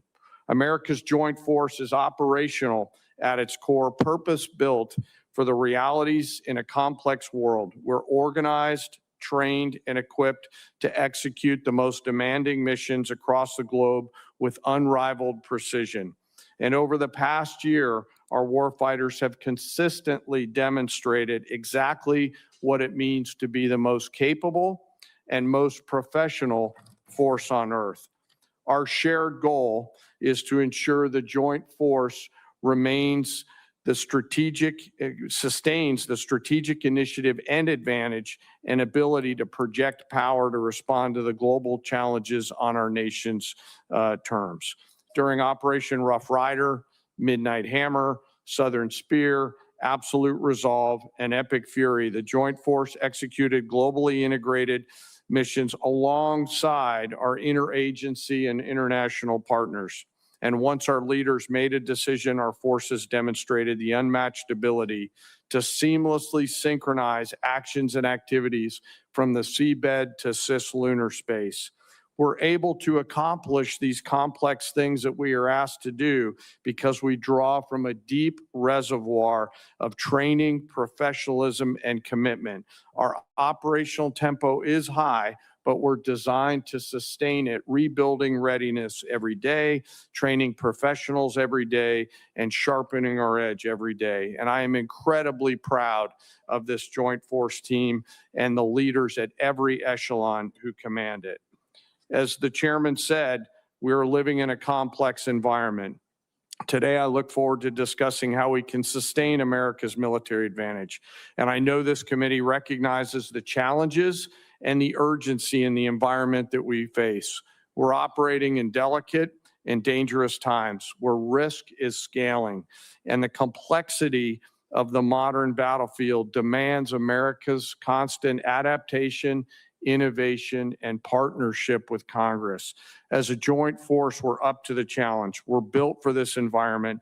However, our continued success is not guaranteed by our past achievements.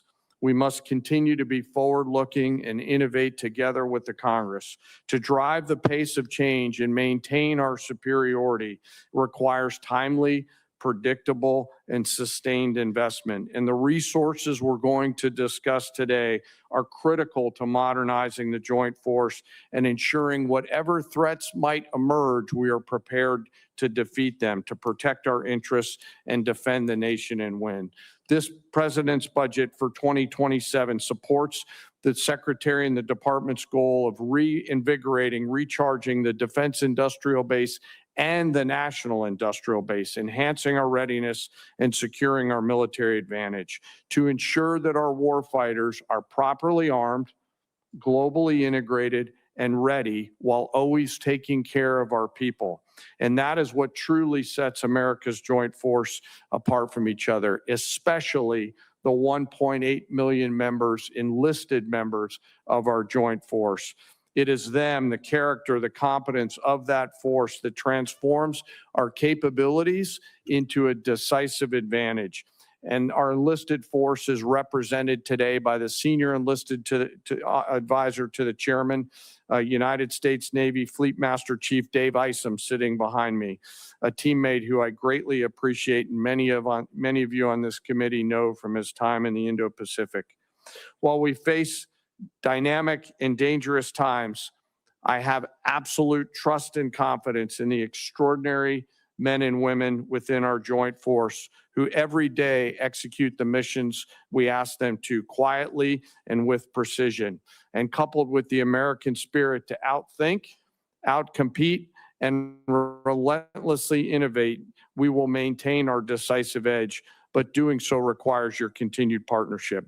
We stand ready today to answer the nation's call. I humbly ask that as we're here today in this hearing, we remember those deployed service members who are out there right now doing our nation's work.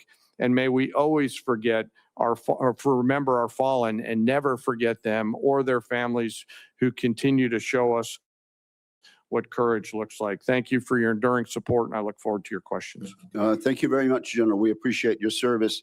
Let's jump right in. Secretary Hegseth, let's talk about the money from Reconciliation 1.0 last year. There have been some complaints about the speed, but not everything we hear is actually accurate. How much of the $154 billion from Reconciliation has the Pentagon put on contract? My understanding, Mr. Chairman, first I'd like to say what an important vehicle Reconciliation was for us and how it gave us a chance coming out of FY25 to advance the president's priorities, whether it's drone dominance, Golden Dome for America, shipbuilding, the defense industrial base. It was a critical vehicle for us. The number you're looking for is about, what I'm looking at, about $26 billion right now. But we've got the floodgates about to open and apply to those priorities. Okay, so unfortunately, you're starting a bit late through no fault of your own because the money was not sent timely by the Office of Management and Budget to the department until last month. That's over and done with, but it should be mentioned. Mr. Secretary, where are we on the obligation rates as far as a normal appropriation bill? Are we a little behind, a little ahead, or what? I would say probably a little bit behind as it pertains to Reconciliation, but part of that is, as you know, this is a new funding vehicle for the department. And twofold. One, you got to make sure you do it right and do it in a fiscally responsible way in conjunction with the Congress to ensure that we meet congressional intent.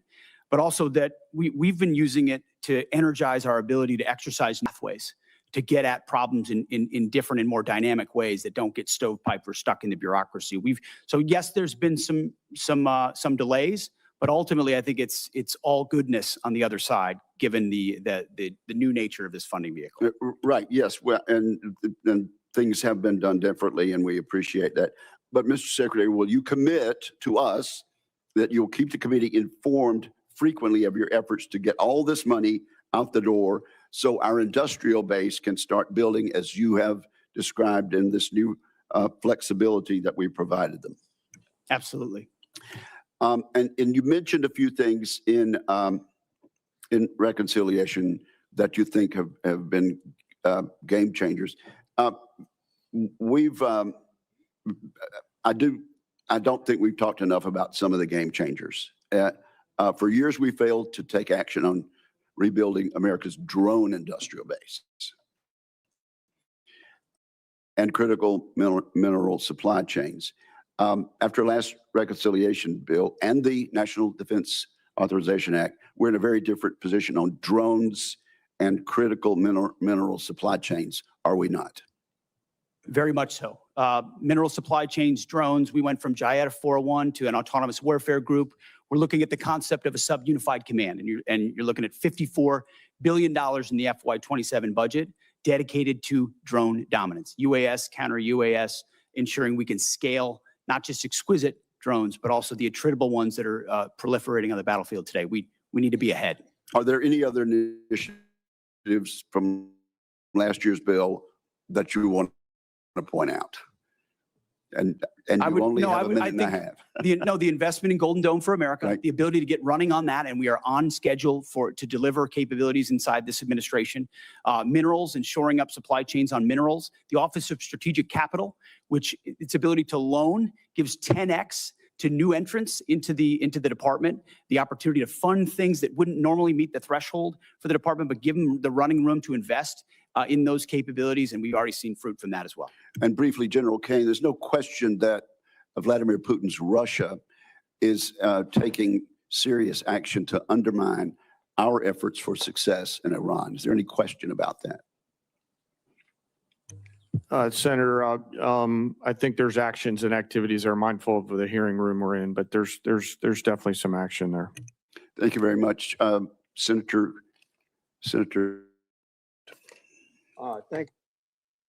Thank you very much, Mr. Chairman. Mr. Secretary, you recently fired the Army Chief of Staff, General Randy George, who's one of the most distinguished and decorated officers of this generation. General George's nomination came before us. We reviewed it thoroughly and we concurred. Why did you fire General George? Well, as I did then, and I'll say now, we thank General George for his service. And out of respect to him and other officers, we never talk about the nature of why certain officers are asked to step down. But we all serve at the pleasure of the president. And ultimately, my view in coming into this department, as I stated in my confirmation hearing, was to change the culture of the department.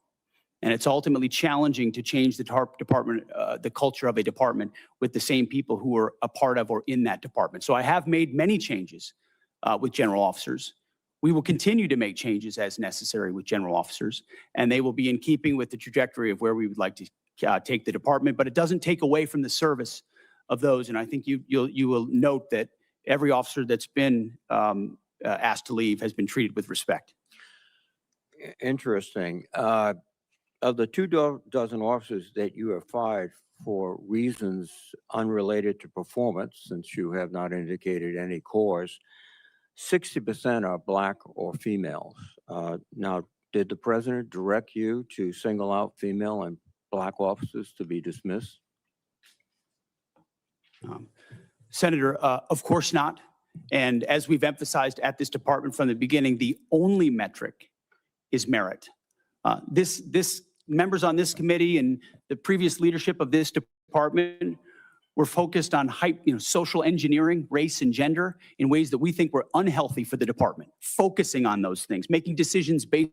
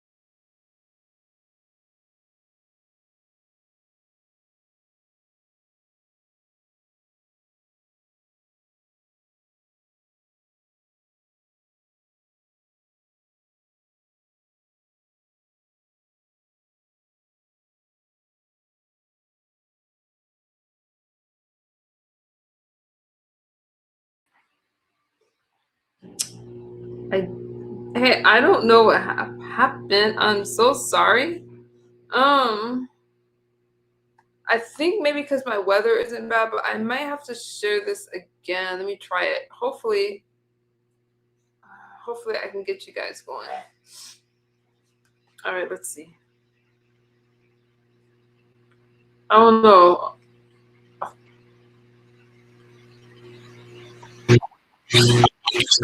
Are we good? An Are we intense good? I don't interest know. in Christianity, It's probably the weather act. in I don't nationalism, know. I don't know. and in not At least I net are out of recognizing the talents of women Yeah, hear me or and no? non-white gentlemen, and that's the wrong direction. I don't know what you're insinuating, Senator, but I am not ashamed of my faith in Jesus Christ. No, Well, I'm not. you shouldn't be And ashamed. if you want to shame me for it, go ahead. I'm not shaming you, but are you critical of other faiths?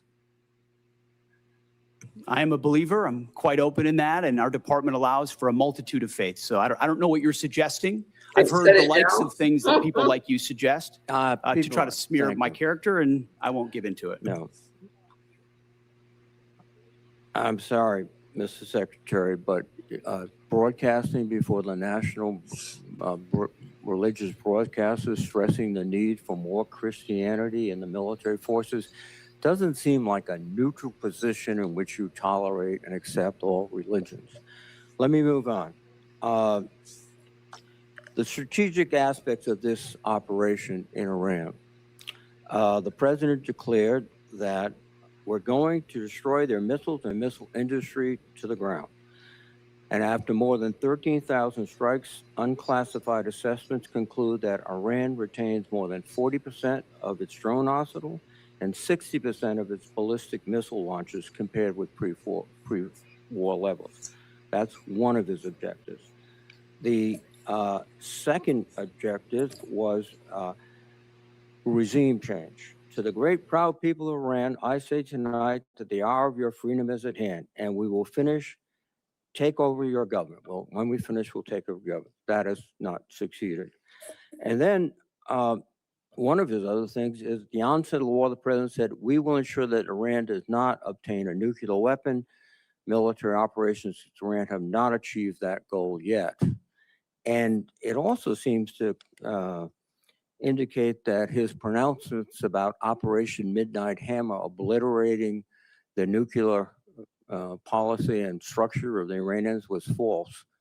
So you have not achieved any of the objectives yet that has the president mentioned. Well, in this setting, I won't talk about the nature of metrics, which are classified, as you know, Senator, but I can say that looking at the objectives we set out to achieve from the beginning, some of which you laid out, our military objectives have been stunningly effective. Take, for example, their defense industrial base.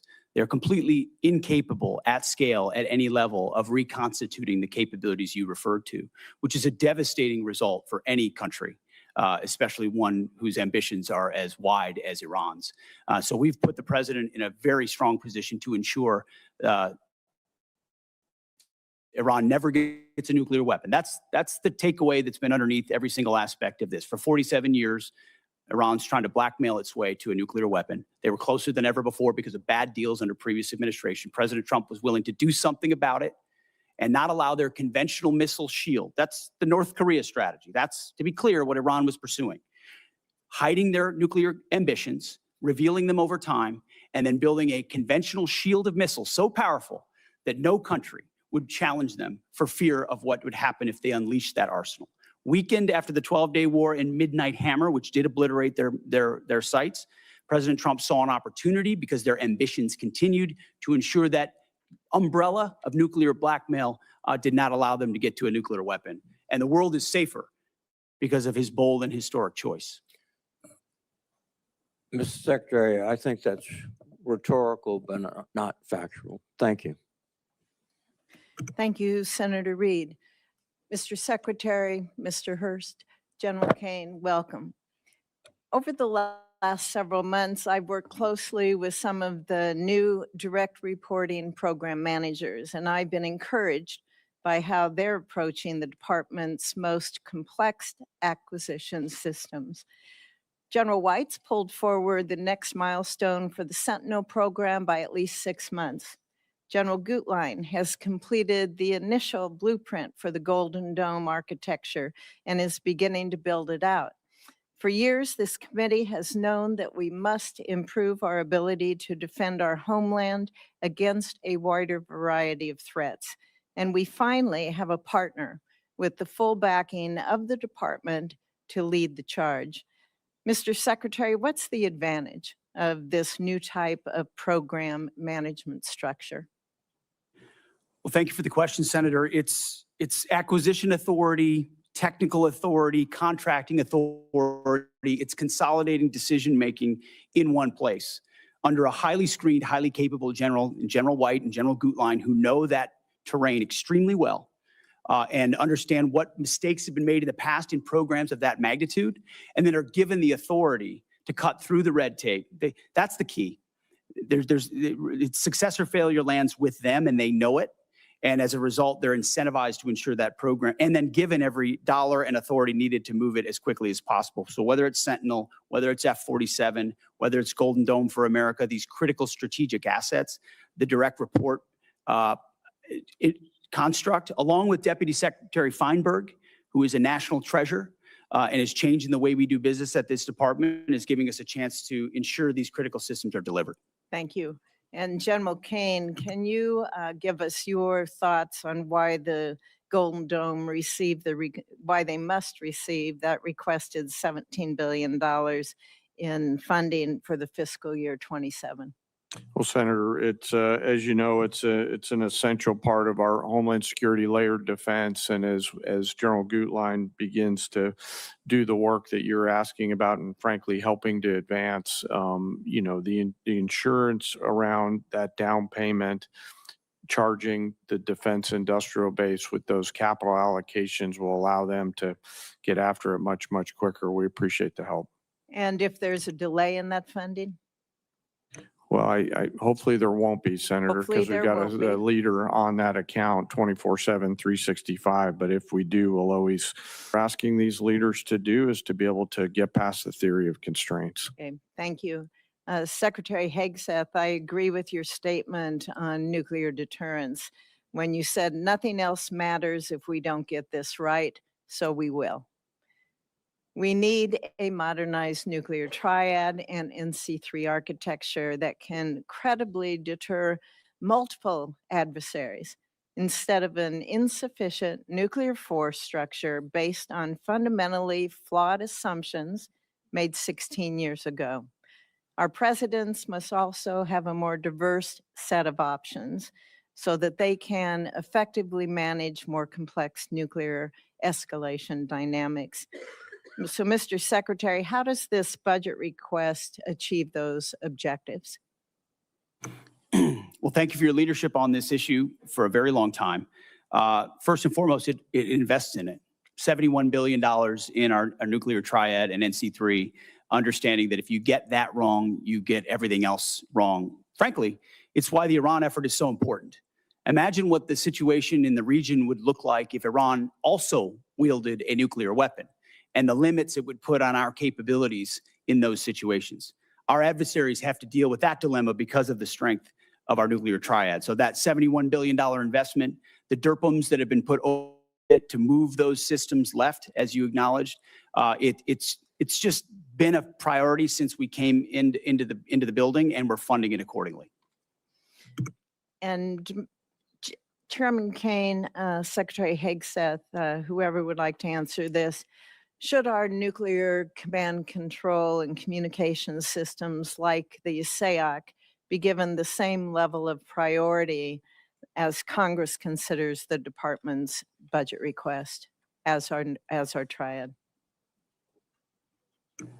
I think so, but I defer to the chairman. Yeah, yes, ma'am. We got to be able to see to anything. So yes, ma'am. Thank you. Senator Shaheen, you are recognized. Thank you, Madam Chair. Secretary Hegseth, Congress enacted $400 million to provide security assistance to Ukraine in January.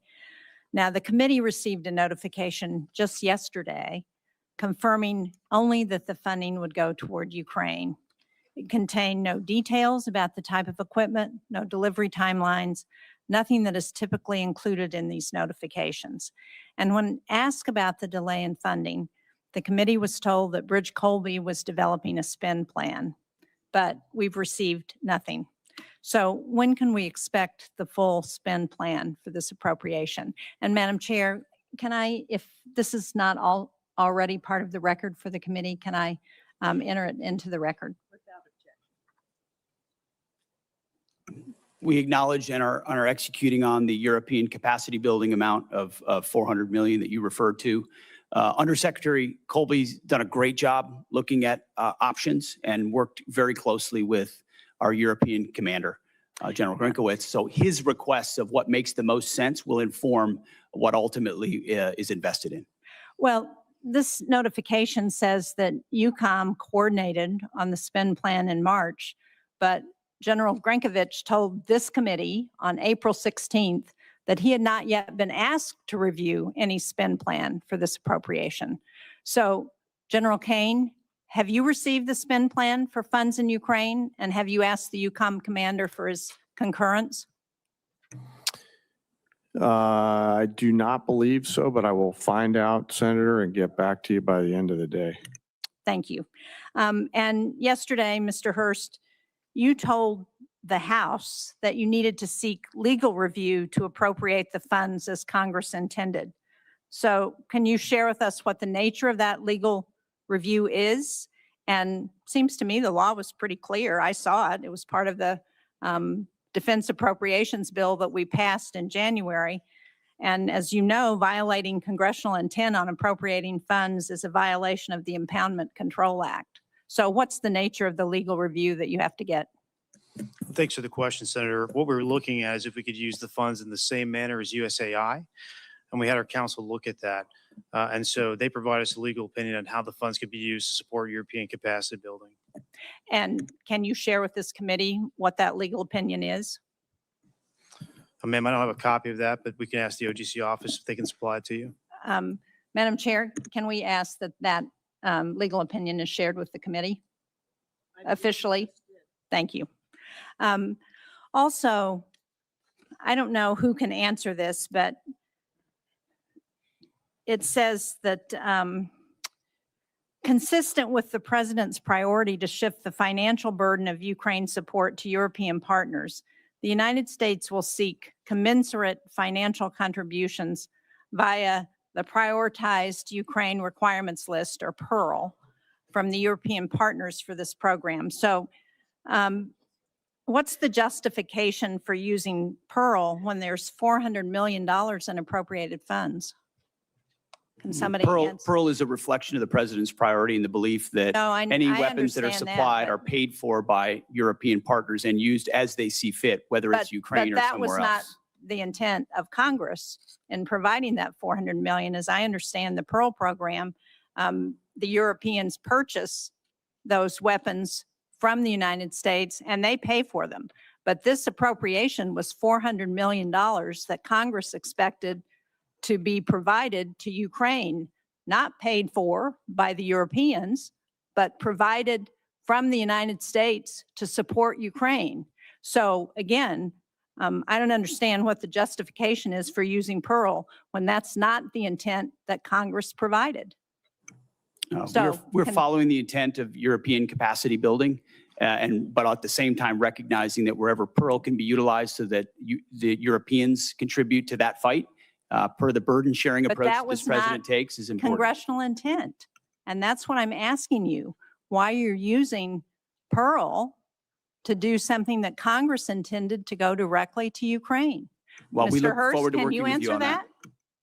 What was the legal opinion on this? Did you ask the attorneys if the $400 million could be used for the PEARL program? Let's get back to you. We'll take it for the record, ma'am. Thank you. And what portion of the funding that's committed from the Europeans under PEARL is being used to assist Ukraine rather than restocking our own shelves? Can you answer us that? That's up to Europe. Ultimately, Europe pays for at any weapons that we provide, and they can utilize them as they see fit, whether it's Ukraine or otherwise. Thank you, Senator Thank you. Shaheen. There have been a number of times when our witnesses have stated, both in the closed hearing and up here, that they will get back to us. And we certainly hope that will happen very expeditiously. So thank you very much, and thank you, Senator Shaheen. Senator Cotton. Thank you, gentlemen, for your appearance today. Mr. Secretary, you provided us with a chart here entitled The Arsenal of Freedom, which includes a lot of sites that you visited. My favorite one is down here in South Arkansas, Camden, where you and I had a chance to visit just a couple months ago, highlighting the great work that the people there are doing to help rebuild our arsenal of freedom. Thank you, first off, for being there and for your kind words for the workforce of the people of South Arkansas. Isn't it fair to say that the war in Iran, just like the Ukraine war before it and still today, hasn't caused any challenges with our munitions the way some of our Democratic colleagues would say, but it's exposed a decades-old problem of brittleness and fragility in our defense industrial base before you and General Kane took over, and that we're trying to address right now? In many ways, that's precisely what we're trying to address. We also have a situation where President Trump rebuilt our military in the first term, and a lot of those munitions and a lot of those capabilities were sent to Ukraine under the previous administration, to the point where when we ask our commanders or when we look at O plans, the answer often is that was sent to Ukraine. So the recognition of those two things has, as the president gave us a charge from day one to rebuild the arsenal of freedom, to fast forward, not to provide a little bit more of each thing, but 2x, 3x, 4x the number of exquisite munitions that we need. The expenditures that we've seen under this administration, we can account for them, and we ensure that other O plans and elsewhere are well taken care of. So on the munitions front, we're in really good shape, but we need to accelerate, and that's exactly what we're doing. And I think that's an important point you make, is that we're not just trying to fill a hole that was created by Epic Fury or by support for Ukraine. We're going to fill that and then go much beyond that for our needs in the future. So we're never caught where we were over the last several years with these worries about munitions running short. Is that right, Mr. Secretary?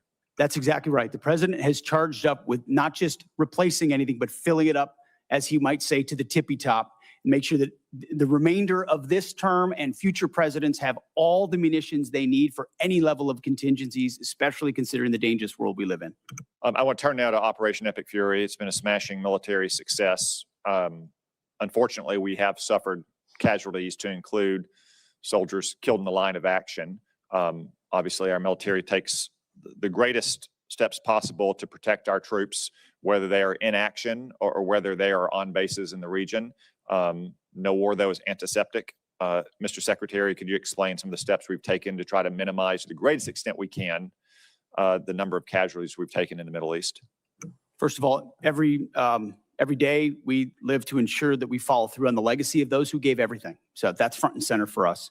But I can also say, and the chairman may want to weigh in, from the beginning of looking at the possibility of this contingency, setting the defense and ensuring that Admiral Cooper and everyone throughout CENTCOM had every possible measure they could to ensure that our troops are protected and force protection was maximized was the top priority. Moving assets to the region, we integrated our air defenses with local Gulf countries to ensure our shot doctrine was maximized, whether it's ballistic missiles or on drones, flowing in the most recent capabilities to ensure we can intercept drones, moving troops off the X. I think what people mostly don't know is that a massive effort was undertaken before this conflict to move as many humans off of targets to other places and maintain operational security about where they might be to minimize the space with which Iran could hit. We always knew something getting through was a tragic possibility. But I can assure you, from our perspective, that was priority number one, as it was Admiral Cooper's, to ensure that fortification and missile defenses were right there when we went on offense if we had to. General Kane, do you have anything to add? Well, in addition to just, again, morning are fallen from the 103rd. What I'll add to the Secretary's comments is after every tragic loss, commanders at every echelon within our joint force are going to go back and look at what was our plan and what lessons we can learn from this so that we protect and defend our soldiers, sailors, and other members of the joint force the next time. Thank you. And I know you do. And I just wanted to give you the opportunity to speak to what you've done to try to prevent casualties and minimize them. Obviously, again, no war is antiseptic. One final question. I understand you've been accused of lying to the president. Mr. Hegseth, have you lied to the president at all about what's happening in Iran or Epic Fury? No, only tell the truth to the president. General Kane, have you lied to the president about what's happening in Iran or Operation Epic Fury? Never. I suspected that would be your answer, but since you were accused of it and deep staters are leaking to the media about it as well, I just wanted to give you a chance to answer on the record that, of course, you've always given the president a completely accurate picture of what's happening. Thank you, gentlemen. Thank you very much, Senator Cotton. Senator Gillibrand and then Senator Rounds. Thank you, gentlemen, for appearing before this committee, and thank you for the closed session prior to this.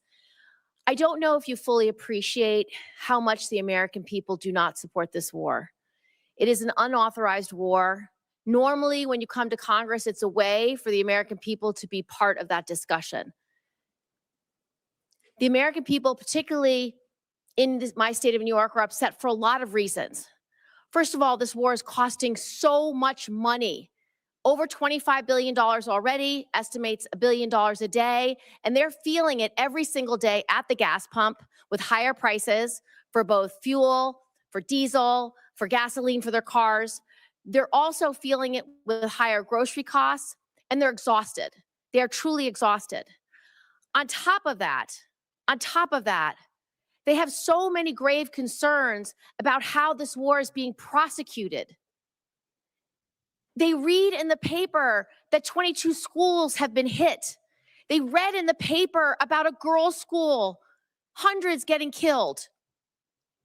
We have a debate going on in this country about AI, a serious debate about AI. And I haven't heard yet from you that you will not allow AI to make final targeting determinations, even when nuclear weapons are being used. That's a huge issue that we need to discuss. So I want to start from the top, Secretary Hegseth. Why do you continue to prosecute a war that the American people aren't behind? First of all, I appreciate the opportunity for that closed session where we had a, unsurprisingly, very different discussion than we have here with the cameras on. We support this. Because my job is to represent New Yorkers, and I can tell you, when I talk to them all across my state, they are furious, and they expect me to explain to them why they are furious. And Senator, when I talk to Americans, and especially when I talk to the troops, they are grateful for a president who has the courage to take on this threat after 47 years of what Iran has done, targeting and killing Americans, and what it would mean to the world if Iran's nuclear ambitions were actually achieved. So the question I would ask to you and to others is, what is the cost of a nuclear-armed Iran? What is the cost to the American people if the world's most dangerous regime has a nuclear weapon? But the truth is, they don't want war coming to this shore. And when you do a decapitation operation, the likelihood is going to be exchanged in the United States. There's no evidence that we are safer because of this war. We did not have any evidence that Iran intended to imminently attack this country in any way, shape, or form. So I disagree with your assessment that we are under threat. Do you not believe them when they say death to America? Listen, our adversaries use rhetoric all the time. What I'm concerned about is we are not safer, and I would just like to know why you have not sought the support of the American people, and 3 out of 5 Americans are against this war today. I believe we do have the support of the American people, and we have briefed regularly what this mission looks like and why it's critically important that we undertake it. And I would remind you and this group that we're 2 months in to an effort. And many congressional Democrats, as I pointed out, want to declare defeat 2 months in. Iraq took how many years? Afghanistan took how many years? And they were nebulous missions that people went along with. This is different. This is a defined mission set that we have had great success in pursuing against a determined enemy who seeks nuclear weapons. And I'm proud of the opportunity to remind the American people, because they believe in it as well, that they can't have it. You don't care whether When the American people support this war. the American people are quite smart. They understand and see through spin. They know that a regime that says death to America, that seeks nuclear weapons and the at ability what to deliver. cost? Did they lie about the range of their missiles? How much Because I more? saw a 4,000 How much kilometer more will you missile ask the get American shot people at to pay for this war? Diego Right now, Garcia. do you want it $1 billion a day? Do you want it $2 billion a day? You're asking for $200 billion more to fund this war and to make sure we have didn't what ask for $200 billion. I don't know where you got that number from, Senator. I think you got it from the news, which you should be careful what you read in the news. Okay, Mr. Hegseth, here, Secretary Hegseth, here's a few more. Let's talk about how you're prosecuting the war. What is your response to targeting that has resulted in the destruction of schools, hospitals, civilian places? Why did you cut by 90% the division that's supposed to help you not target civilians? And do you know the impact of a strategic failure at a war when you have so many civilian casualties? You may have tactically completed a mission well, but strategically is not meeting your goals because of the harms to civilians. What is the cost of Let's that? leave time for an answer. No military, no country works harder at every echelon to ensure they protect civilian lives than the United States military. And that is a ironclad commitment that we make, no matter what systems Then we why use. did you cut the department by 90%? Thank you, Senator Gillibrand. There'll be other rounds of questions. Senator Rounds, you are now recognized. Thank you, Mr. Chairman. First of all, thank you to all of you for your service to our country. I'll allow you to finish the answer a little bit with regard to the senator from New York. Does the United States military ever target a civilian center? Well, thank you, Senator. Unlike our adversaries, unlike radical Islamists, unlike those that target civilians or use civilians as shields, the United States military never targets civilians and puts constructs in place to ensure that the maximum extent possible, we do not harm or hit civilians. Is war a difficult place with a lot of complexities? Absolutely right. But no country does more and no department does more than our department. Do you still have all of the resources necessary to assure that every opportunity to eliminate that as a threat in terms of that happening? Do we still have the resources available in the department to make sure that we do the best we can never to hit a civilian target? Every resource necessary at every echelon is available, legal, intel, and otherwise, to ensure that we minimize at every extent possible civilian casualties. And the suggestion was made that somehow AI might be used without a human in the loop, which is a classic anthropic talking point, which is half of what we talked about previously. There is a human in the loop on decisions that are made. And the suggestion otherwise is to suggest that somehow AI is running targeting. Thank you. Right now, part of what we're also talking about is not just are we engaged right now in terms of trying to eliminate the threat from Iran in terms of being a nuclear armed country, but we've also got staring with us as well the fact that we have an ongoing principal threat with regard to a pacing threat with China. The dual capable B-21 Raider will be a critical part of both our conventional and our nuclear deterrence against China and Russia. As you know, the Air Force's program of record includes plans to procure 100 B-21s, but many national security experts and leaders, including STRATCOM Commander Admiral Correll and INDOPACOM Commander Admiral Paparo, are calling for a greater number of B-21s. Admiral Paparo testified here last week that he would favor buying 200 B-21s. Secretary Hegseth and Chairman Kaine, could you speak to the progress and the importance of the B-21 program? And if you agree with the growing sentiment that the U.S. needs to revisit the B-21 program of record and assess the requirement for at least 200 B-21s to match the global threat, would you speak just to exactly what that would mean and what the probability of that is? Thank you for the question. And I appreciate the fact that you're listening to and hearing from combatant commanders, because that's who we listen to as well, who are looking at the operational plans and what would be required to ensure we deter and, if necessary, defeat. Assets like the B-21 or the F-47 are critical to that. That's why we're funding them and increasing the funding, and where necessary would increase the allocation. And I think you see a budget that reflects the reality that we have to invest in more capabilities, to include the B-21, which is ahead of schedule.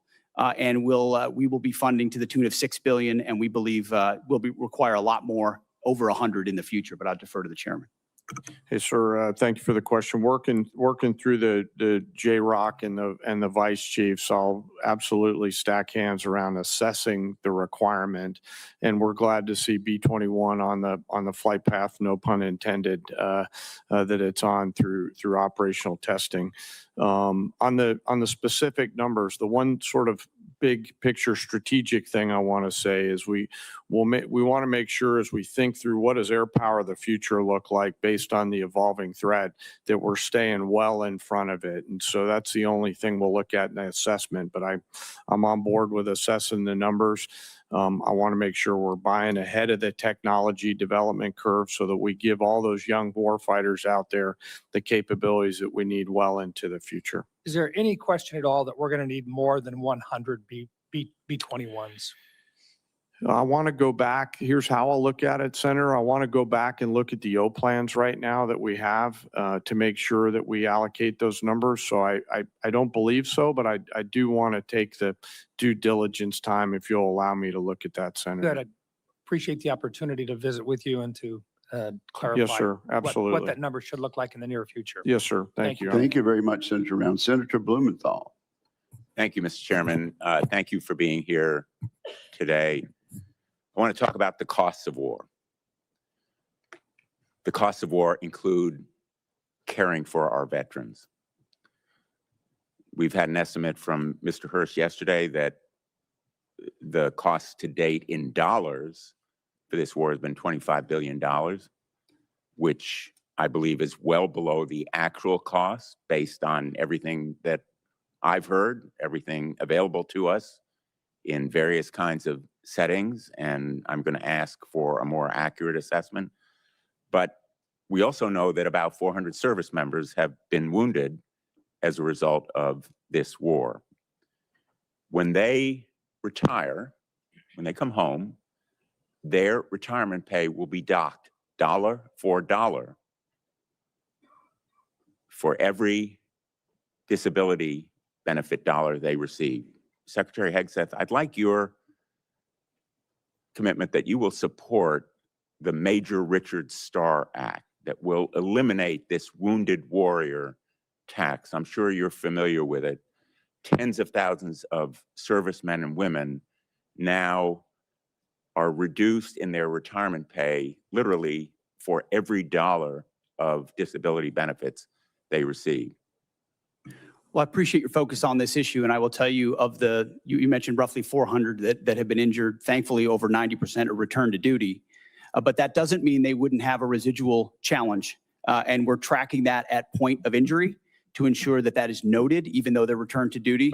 But what I'd like is your commitment that you will support the Major Richard Starr. As I have said in the past to other organizations, we support the Richard Starr Act. Thank you. On the issue of cost, Mr. Hurst, does that $25 billion estimate include all of the costs in terms of damage to our bases, the need to replace planes and munitions, and the costs of injuries to our servicemen and women?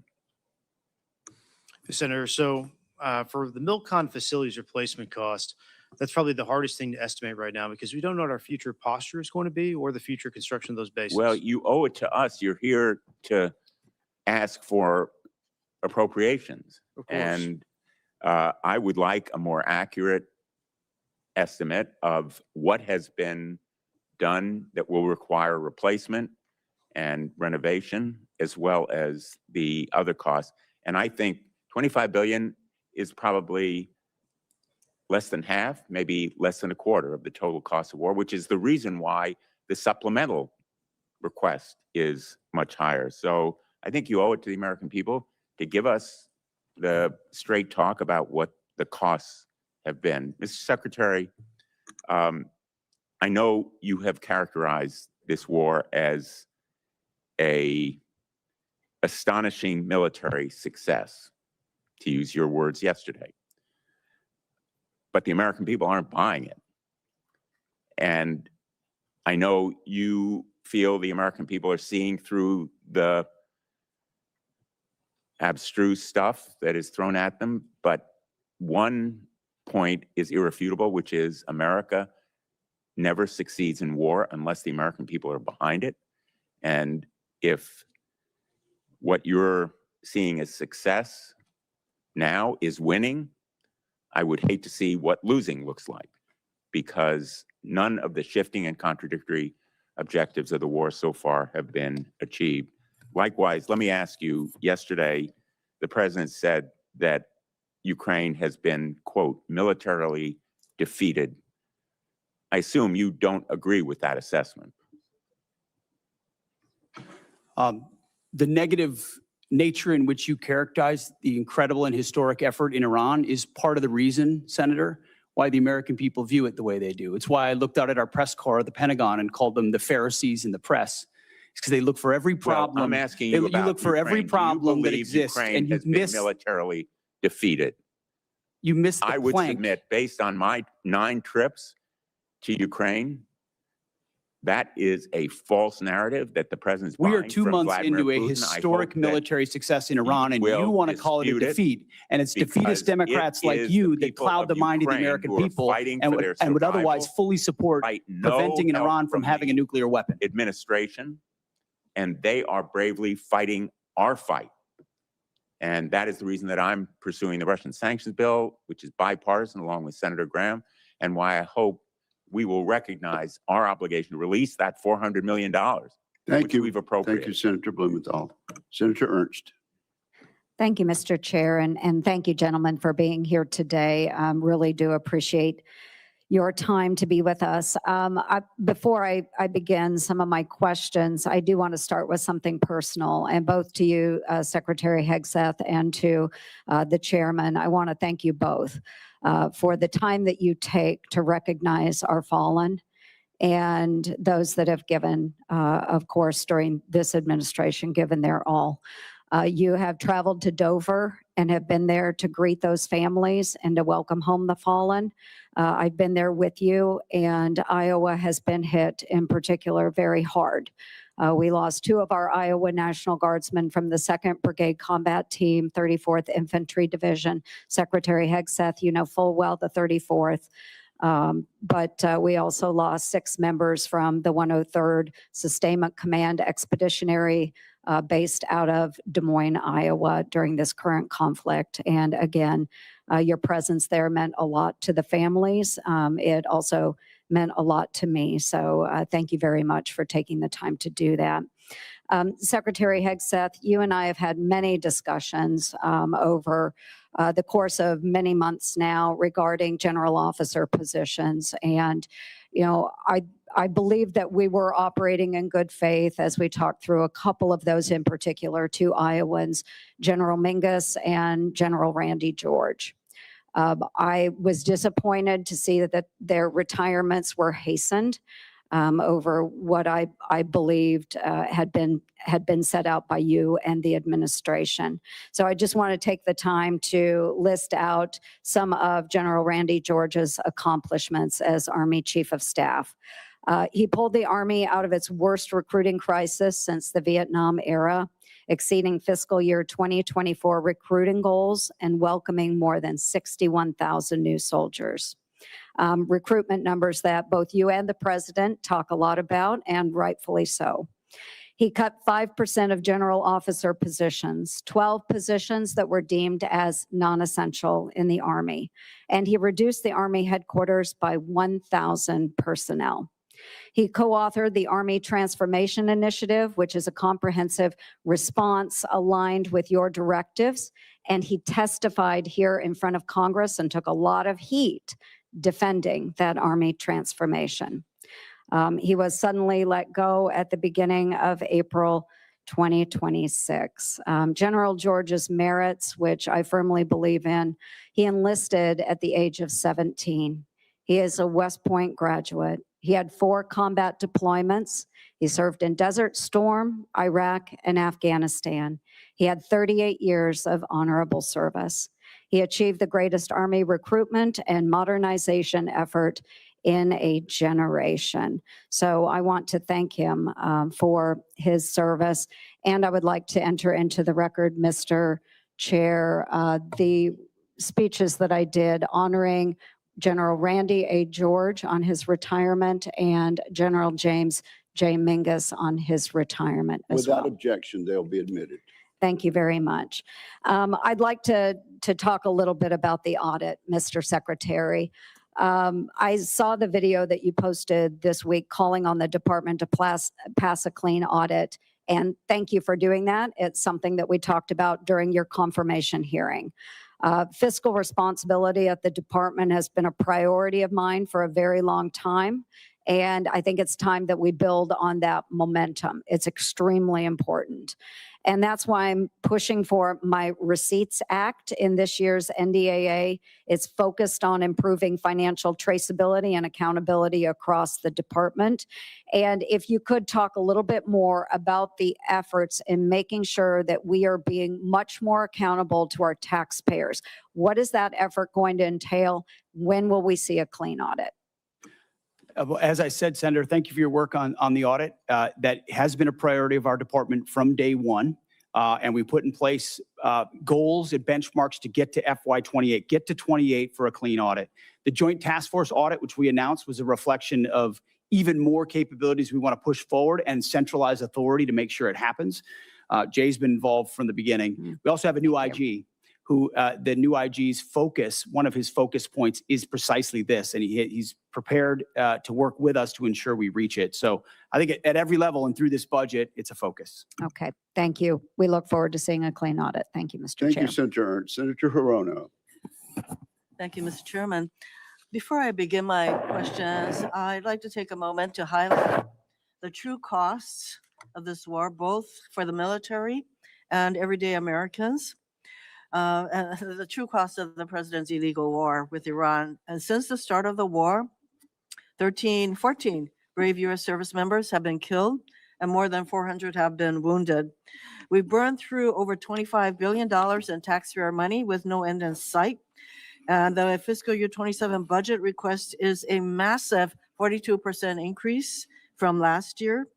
Hundreds of critical munitions have been expended and deployments have been extended, directly impacting service members' quality of life, military readiness, and our ability to deter our adversaries. The relationships with our allies, some of our closest allies and partners, have been fractured. And the closure of the Strait of Hormuz, which somehow caught the president by surprise, even though he had to have been warned, is directly contributing to the affordable crisis that Americans are facing. Energy costs are skyrocketing with the price of gas now at its highest level in almost 4 years. Instability has driven interest rates to its highest level since September of last year. The cost of fertilizer is spiking, which will have a direct impact on the cost of food. This illegal war is driving up costs, undermining readiness, and alienating our allies with neither a clear rationale for starting this war nor an exit strategy. And when the president was asked how long he'll let this war continue, he said, "Do not rush me." I have a question for General Kane relating to women serving in combat. And I'd like to hear your best military advice. Does the mere fact of women being in combat armed units lower standards or readiness if they meet the physical standards? Well, ma'am, the standards are set by the civilians. We have examples of women leading well across the joint force. I'll highlight some of our current commanders engaged in the fight in Epic Fury. Specifically, one of our bomb squadrons are led by an extraordinary female leader who's doing great work. And but those standards are set by. I'm sorry, I didn't mean to step on you. I think your answer is that in fact it does not lower standards of readiness. Second question, should every service member, regardless of gender, be permitted to serve in any role, including the combat arms, if they meet the standards established? Yes or no? Is that to me, ma'am? Over the The- last decade, since combat arms have been open to women, have you personally seen any instance where the standard resulted in a degradation in combat effectiveness? Apologies, I didn't hear your first question.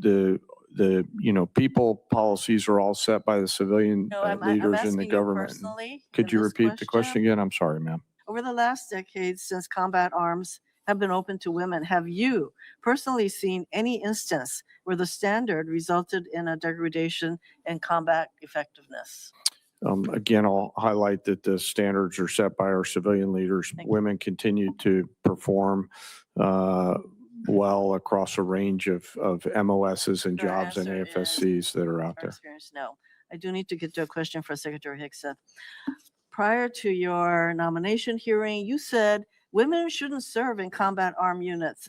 At your confirmation hearing, you reversed course and, excuse me, and you basically said as long as the women meet the standards, they should be able to serve. But recently, you ordered a review of the effectiveness of women in combat roles. And I am concerned you are laying the groundwork to reverse the policy allowing women to serve in these units because right now, current law, if you want to change this policy, current law requires you to submit a report to Congress justifying such a change. So did you order the review to support a potential decision to overturn the policy of having women in combat roles? We are laser focused on standards. The highest male standard for every combat arms position should be the standard. And 10 years into this, we are reviewing it, which is what the American people would expect.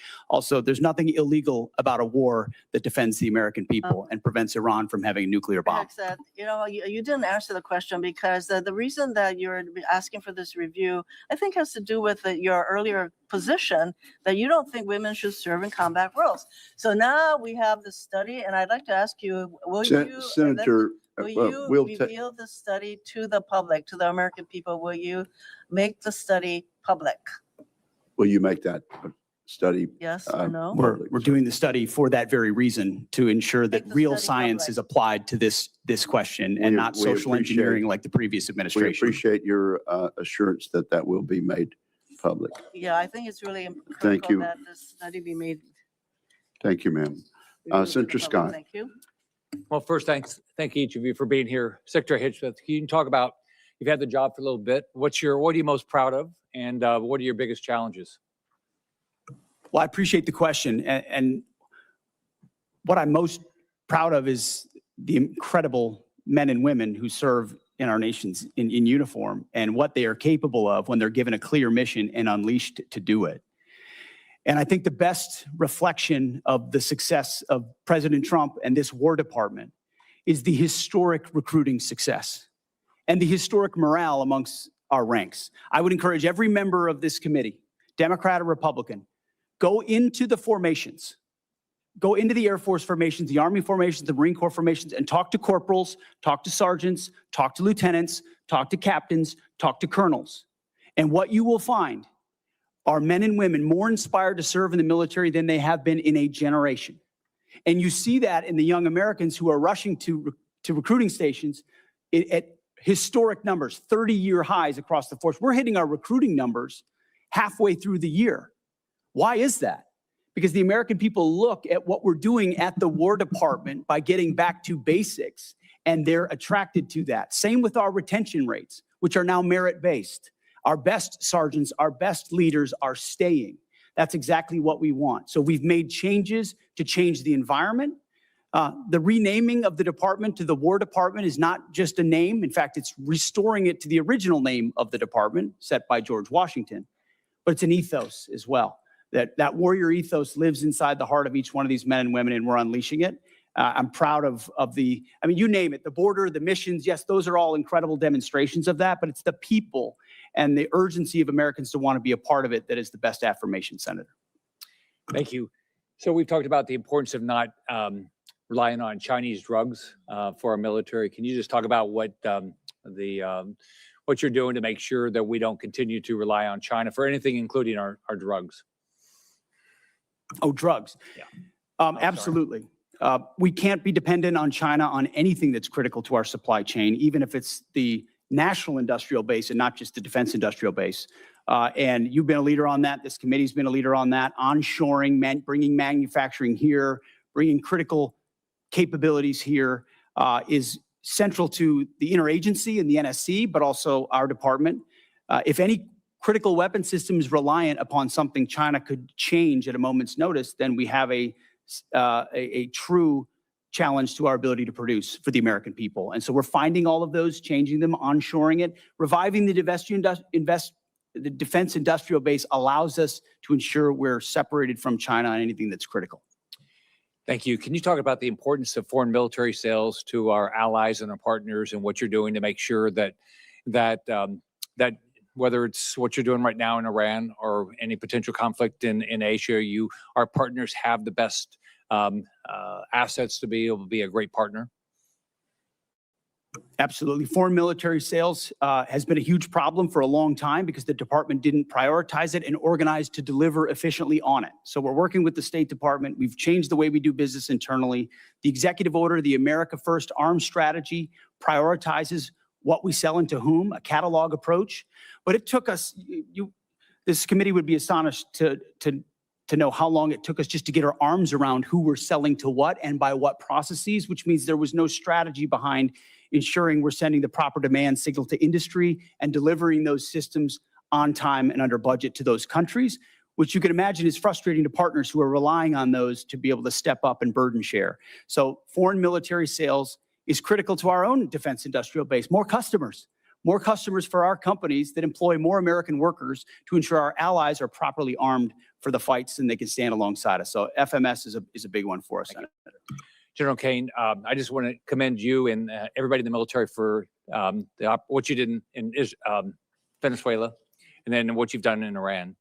The willingness of the American military to fight and win, do you think it's changing the calculus for Beijing and Moscow? Well, Senator, I know they're watching, and I'm incredibly proud of the joint force and their ability to integrate and synchronize a range of activities. And I suspect that my counterpart in China is watching very closely and envious of what our joint force is capable of doing if ordered to do so. All right. Well, thank each of you, and thank everybody that serves under you. Thank you, Senator Scott. Senator Kane. Thank you, Mr. Chair. Mr. Hurst, I want you to just confirm something for me about the president's submitted budget. $1.5 trillion is about a 40+% increase from FY26. Am I right that not a penny of that is to go to a pay raise for the 800,000 civilians who work for the Department of Defense? We have 4.2% of a civilian salary set aside for bonuses to make sure we can recognize high performers in the civilian workforce. But you have guaranteed pay raises for the active duty and the Guard and Reserve component, but no guaranteed raises for There are civilians. guaranteed raises for the military, but the last year this department's given out more civilian bonuses. Well, if we're going to increase the defense budget by that much, I would hope the committee would take a look at this. Chairman Kane, man, I like the sound of that, Chairman Kane. General Kane, I want to ask you a question about Southern Spear. It's an operational question. I know from your background that you carefully act to keep military actions within the rules of war. What legal justification could there possibly be that would allow the U.S. military to strike boats in international waters and kill the occupants of those boats without a showing of evidence that there's narcotics on those boats? Well, sir, as you know, our job is to show the range of options, the associated risks, and then take those execution orders, transmit them down to the COCOMs on legally appropriate and legally backstopped actions. Could you give me a legal justification? Well, sir, the execution order, I don't have striking boats that do not have evidence that they're carrying narcotics? I apologize, I didn't mean to interrupt you. I don't have a copy of the order issued to Southcom with me today. It's classified in its own right, which clearly articulates, based on a variety of criteria, what constitutes a valid military and legally valid target in that theater. And I know, I just want to say I know and trust that our commanders at echelon are rigorously following that legal opinion and those legal boundaries upon which we've been issued those orders. And General Kane, I would encourage again, my colleagues, I am at a disadvantage. I've seen the legal opinion, but I can't talk about it because it's classified. I've seen the targeting criteria, but I can't talk about them because they're classified. I've seen the secret list of DTOs against whom we have declared war that even they haven't been informed of, but I can't talk about it because it's classified. But I would urge all of my colleagues to go to the SCIF and read the targeting criteria and get briefed about it. And then also look at all of the files of all the strikes that have taken place. I've done that with the first 46 strikes or so. And I think there's a profound mismatch between what is occurring and the underlying assumptions in the legal opinion. And I would just encourage my colleagues to dig into this. To Secretary Hegseth and General Kane, the War Powers Resolution specifies that a war initiated by a president without congressional approval must be concluded within 60 days. It can be extended by an additional 30 days if, quote, the president determines and certifies to Congress in writing that unavoidable military necessity respecting the safety of the U.S. Armed Forces requires the continued use of such armed forces in the course of bringing about a prompt removal of such forces. We're right at the 60-day deadline. Is the president intending to either seek congressional authorization for the war in Iran or send us the legally required certification that he needs an additional 30 days to remove U.S. forces from the war? Just briefly on the previous question, we do know that these are designated terrorist organizations, so we treat them like the Al-Qaeda of our hemisphere, just as a note. But that was not the question I asked. I know there's more to that question. I just think it's important for the public to understand that. There's no willy-nilly targeting of drug boats. We know exactly who these people are affiliated with. I was asking about what's on the boats. On Iran, ultimately, I would defer to the White House and White House counsel on that. However, we are in a ceasefire right now, which our understanding means the 60-day clock or stops in a ceasefire. They're not in. Yeah. It's our understanding, just so you know. Okay, well, I do not believe the statute would support that. I think the 60 days runs maybe tomorrow, and it's going to pose a really important legal question for the administration. We have serious constitutional concerns, and we don't want to layer those with additional statutory concerns. I yield back, Mr. Chair. Thank you very much. Senator Sullivan. Thank you, Mr. Chairman. Thank you, gentlemen, for your testimony. Mr. Secretary, I mentioned in the classified hearing today, but I do think the $1.5 trillion top line is historic, it meets the needs. And the other thing is I mentioned in our earlier meeting, the president's done a really good job of getting other allies, NATO and Asian allies, to step up, meet a 5% GDP of defense spending. And in many ways, that's what this is doing as well. So isn't that important as well in terms of our global leadership? What you and the president are providing is that example as well? I think the more we step up, the more the world should look at the American leadership and example and step up as well. And they're going to do that. That helps. We will. It remains to be seen whether some of our allies actually step up to their commitments, but that is the hope. Let me go to an element of that budget that I mentioned in the classified hearing. I always like to put this chart up in different hearings. We have the examples. So a lot of our adversaries, the Chinese, the Russians, in my AOR in the Arctic and the North Pacific. These are the numbers just recently: ADIZ incursions, EEZ incursions by the Russians, by the Chinese. By the way, the green ones are joint Russian-Chinese strategic bomber task forces, joint Russian-Chinese naval task forces.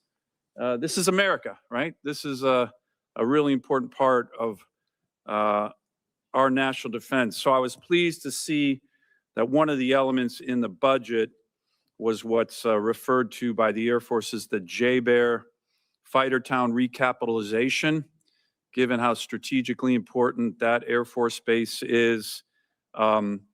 General, can you talk a little bit about that recapitalization? It's for building out what is a very strategic base, but old. A lot of these facilities are from the 1950s. The goal in the Air Force's language was to have a recapitalization to provide a new state-of-the-art fighter facility capable of supporting multiple platforms now and well into the future. $6.9 billion total authorization, $2.2 billion approps for this year. Can you talk about the importance? I was glad to host you at JBER recently. Can you talk about the importance of this Sure. element of the president's budget? Yes, Senator. Thank you for that. And, our investment up at JBER is essential to modernizing the nation's ability to project power and capabilities, and really bolsters our effort in not only the Indo-Pacific, but also in the high north and the Arctic, which I know is something that's passionate to you. The Arctic is certainly becoming more operationally and strategically valuable, and we need to be thinking proactively around how we're going to set the conditions for us to offer a range of options to the Secretary and the President about power projection across a range of capabilities. And fighters is certainly one of them, and the recap effort that's there. It is our ability to protect that flank is a national imperative and something that we want to keep focused on. And we appreciate the efforts across this committee and the rest of the Congress to help us with that. Thank you. Ms. Secretary, one of the things that I've been talking about and I think is really important now is American energy and us being a energy dominant. President put a recent executive order out highlighting the need to accelerate the ability to produce LNG in America. We have a huge LNG project that we're getting close to getting off the ground in Alaska. It would be huge for our military in terms of energy for our military, huge for our allies. And can I get your commitment to work with me and this committee? You mentioned in your testimony the Office of Strategic Capital. This to me is one of these projects that I think would be absolutely critical for our national security. We talked about this just in Admiral Paparo's testimony last week. He was talking about the Alaska LNG project is hugely strategic, kind of a private sector, American counter to the Chinese Belt and Road Initiative. I think it'd be a great opportunity to work with the Office of Strategic Capital. Can I get your commitment, Ms. Secretary, to do that on this project? Yes, very aware of that project, and I think it's the Office of Strategic Capital is a great place to look at partnering. Great, I appreciate that. Finally, I'm just going to ask, 47 years of war that we've had with Iran.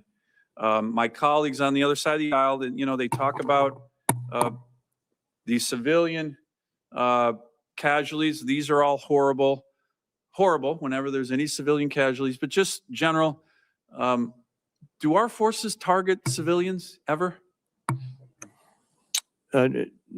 Sir, never intentionally, and I don't know in any particular case of unintentional, but we don't do that. That's not core to our American values or how we approach things. That's do our adversaries target civilians? Yes, sir. Like the Quds Force? Yes, sir. I think it's really important as we keep bringing this topic up to remember who we are and who our adversaries Senator Sullivan. Senator Sullivan, do you ask unanimous consent to have the two exhibits added to the record? Yes, sir, Mr. Chairman. Without Thank you. objection, that will be done. Senator King. Thank you, Mr. Chairman. We've had a lot of discussion about Iran. I'd like to talk about several other aspects of the budget. The first is the way the budget's been constructed. Ever since I've been here until last year, we've had bipartisan budgets and bipartisan National Defense Authorization Acts and passed by majorities. I voted for all of them. And all of a sudden, in this year, 25% of the budget is essentially out of the process and will be passed presumably through some kind of reconciliation, which is by definition a partisan exercise. Mr. Secretary, why not all those items, housing or Golden Dome, whatever, why aren't they in the regular budget? Why do we suddenly have a two-part budget where this committee and the Congress generally has oversight and input to a process where a quarter of the budget is essentially a slush fund? Well, Senator, I appreciate the question. I wouldn't characterize a quarter of it as a slush fund, but I recognize that we see it as in totality, as a $1.5 trillion budget. But why Multiple the vi- separation? Why the two pieces? Why not Multiple just a vehicles. regular As you budget? know, there are multiple dynamics that play into why there are multiple vehicles, but we are fully committed with working to the committee to ensure that the right vehicles are utilized to get precisely this amount, 1.5 trillion. Why should we, you didn't answer my question. Why are there two pieces? Why not? For time immemorial, we've done budgets here. We've never, to my knowledge, we've never used this reconciliation process for a defense budget before. What's going on? Why not My put it in the understanding regular of budget? the reason for the vehicles is to ensure we actually get to 1.5 trillion, which is the most important bottom line. So The most what you're important worried bottom line is that top line of 1.5 trillion to fund what we need. And we think this process is the most effective way to get there, Senator. Well, what you're really saying is we don't want to deal with that pesky Congress and their appropriation process. I think this is significant, Mr. Chairman, that we're basically abdicating a quarter of our responsibility in terms of this budget. Let me move on. One of the factors of this budget that hasn't gotten any publicity is that there's zero funding for Ukraine. That's correct, isn't it, Mr. Hurst?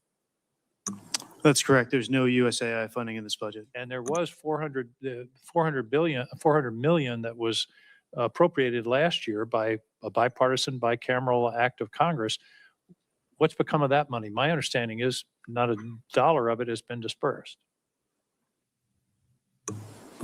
It was released very recently. And again, we got these funds, I believe, in March. And it takes time for funds to flow through the department, but it's going to get put to work very shortly. We're going to work with the UCOM commander to make sure we use these funds in the most appropriate way possible. I didn't want Senator Sullivan to be the only one with an exhibit. This indicates what's happened to our support for Ukraine over a period of years. The orange bars are U.S. support. The blue bars are Europe. As you see, Europe is 99% in the year 2026. Same thing with humanitarian and other aid to Ukraine. And yet this is, I believe, an existential struggle for the future of democracy, where we had an aggressive country invade a neighboring country without any justification whatsoever. And by the way, that invading country is the major winner so far of the war in Iran. They've gotten, the estimates are $40 to $80 billion of additional revenues from oil and the relief of sanctions as a result of the war in Iran. Secretary Hegseth, why are we abandoning Ukraine? Senator, if you would hold that chart back up, I think that's a beautiful chart. I think that's exactly what we want. We want Europe stepping up and funding and shouldering the burden. They are rich countries worth 20 trillion versus economy of 2 trillion. Europe can step up, Europe can fund it, and they have through our Pearl Initiative and through our European Command.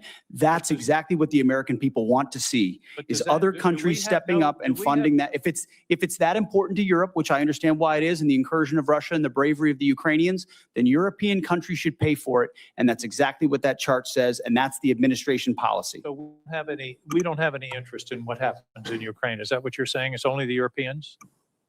I'm saying the threat is far closer to rich and capable countries in Europe, and they should step up to lead the charge. And that's why that chart is a good thing to see. They have stepped up, but I think the American people should understand that we've stepped back. In fact, stepped back to the point of abandoning. This is a war that never would have happened under President Trump, and he supports ending it through a deal, and he's pursued that. So far, it hasn't happened. I'm at a time I want to talk about DTOs, who designates, but we'll take that up later. Thank you, Senator King. Senator Schmidt. Thank you, Mr. Chairman. And it's apropos that I'm following my friend from Maine. Missouri and Maine came into the union at the same time, but we couldn't disagree more on this particular point. We may have to separate here. I actually think it's interesting that Ukraine just came up, because we've heard from my colleagues on the other side discussion about the cost of what the ongoing American effort. There was never a discussion about the $200 billion we were sending to a foreign country that's not even in NATO. Never. In fact, when amendments were offered for independent audits of how that money was spent, there was bipartisan opposition to that kind of oversight. So I find it really rich now that there's a complaint that we're not spending money on Ukraine. And by the way, $30 billion for salaries for bureaucrats, pensions and social safety net programs, and government operations to keep the state functioning during wartime. That's where American tax dollars were going, $30 billion for bureaucrats in Ukraine. And we just heard a speech for more money for Ukraine. Yet the 1.5 trillion for this country is being balked at. I mean, I've seen Ukraine flags all over this Capitol for 3 years. At the same time, the same people call the president of the United States of this country a Nazi. So forgive me if I feel like we've lost our bearings a little bit. So I'm all for the America First agenda. I'm all for us realigning our priorities. I'm all for the national defense strategies that says our core strategic interests are the homeland, the Western Hemisphere, and the rising threat in China. And that means our European allies should step up. If Vladimir Putin is truly some existential threat and the next Hitler that's going to roll through Europe, you would think, by the way, he can't take Kiev, so you can't have it both ways. He hasn't made it to Kiev, but they would step up. And we better start demanding that, because if we want to meet the challenges of the 21st century in China, our priorities, our focus has to be somewhere else. It doesn't mean abandonment. It just means a true partnership with our European allies who for a very, very long time have not stepped up. I want to ask you, Mr. Secretary, in your first year, one of the things I think that's really gone towards this morale and recruitment boom that we've seen through your leadership and President Trump was finally taking on the sort of cultural Marxism that had taken hold from the highest levels of leadership from the President of the United States to your predecessor, this obsession with DEI. Could you just walk through maybe the worst example that you saw and a way that you addressed that and how it was affecting morale?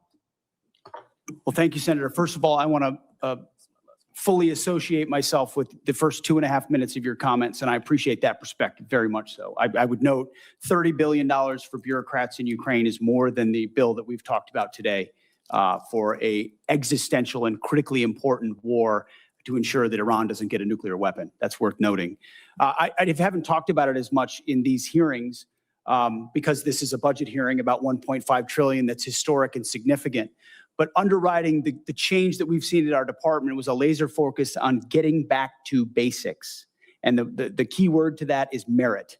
We had a department that was obsessed with gender, ideology, and race, diversity, equity, and inclusion.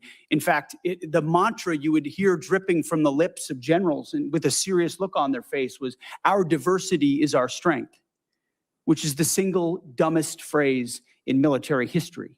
Of course, our diversity is not our strength. Our unity is our strength, our shared purpose, the flag we wear and the Constitution we serve to defend. And when you clear that debris away, whether it's Marxist ideologies or social engineering or political correctness or quotas based on gender and diversity, you get the best of the best rising up, regardless of gender, regardless of race, motivated by that environment where merit reigns. It's accountability, standards, lethality, readiness, training, all the debris wiped away. That is the secret sauce of the revival of the War Department and why Americans are attracted to serving in it and why those inside it, why morale is sky high. And any insinuation that it is not are coming from folks who haven't been in our units recently. Go visit the troops at every level and their morale is at record levels. And I want to talk about morale with the 15 seconds that I have left. I want to thank you for coming to St. Louis for your Arsenal of Freedom tour, where the next generation aircraft, the F-47, is being built by the hardworking men and women in Missouri who take a tremendous amount of pride for that aircraft that's going to go further, see further, go faster, have a bigger payload. And I know there's another decision coming with the FA-XX, but really appreciate your leadership and thanks for coming. Thank you, Senator. Thank you, Senator Schmidt. Senator King, do you wish to ask unanimous consent to include your exhibit in the record? Yes, please. Without objection, that will be done. Senator Warren. Thank you, Mr. Chairman. So Americans are paying a high price for Donald Trump's war with Iran. We've got 14 service members who are dead, over 400 more who are wounded. Prices are rising for nearly every American family. But someone is profiting off Trump's war. Insiders who know what's going on and who place bets on that inside information. On March 23rd, just 14 minutes before Trump unexpectedly posted about, quote, very good conversations on ending the war, traders suddenly bet $500 million on the price of oil, which, once Trump made his announcement, immediately dropped. It happened again on April 7th, and then again on April 21st, a surge in oil bets, then a Trump post, and then a huge shift in oil prices in just the space of minutes. It looks like insiders have been making out like bandits using secret information about the war. Now, one U.S. soldier has been charged, but that was for betting on capturing Maduro months ago. Not a single person has been charged in the many trades over the Middle East war. So, Secretary Hegseth, do you have any explanation for these perfectly timed spikes in trading activity other than insider trading? Senator, all I can tell you is that everything we've done in our department, everything we've done with information in working with the White House and across the interagency has been completely above board.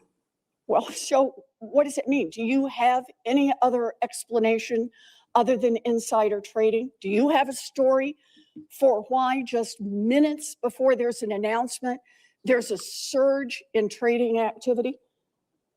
Senator, I'm more than focused on doing my job and ensuring we execute properly, which thankfully under this administration, our troops have done incredible things in all these missions. My job in all of those moments is to make sure we're prepared. And that's part of the reason why we've been so successful in these raids, in these efforts, is that this joint force is prepared. You're saying you're not paying any attention to this insider trading. Is that what you're telling me? That you've paid no attention to this? You haven't noticed it? You haven't done anything about it? What I'm saying is we're focused on our mission of executing for the American people, and what happens in markets is not, in betting markets is not something we're involved in. What happens in betting markets doesn't matter to you, even if the information may be coming from insiders in your office?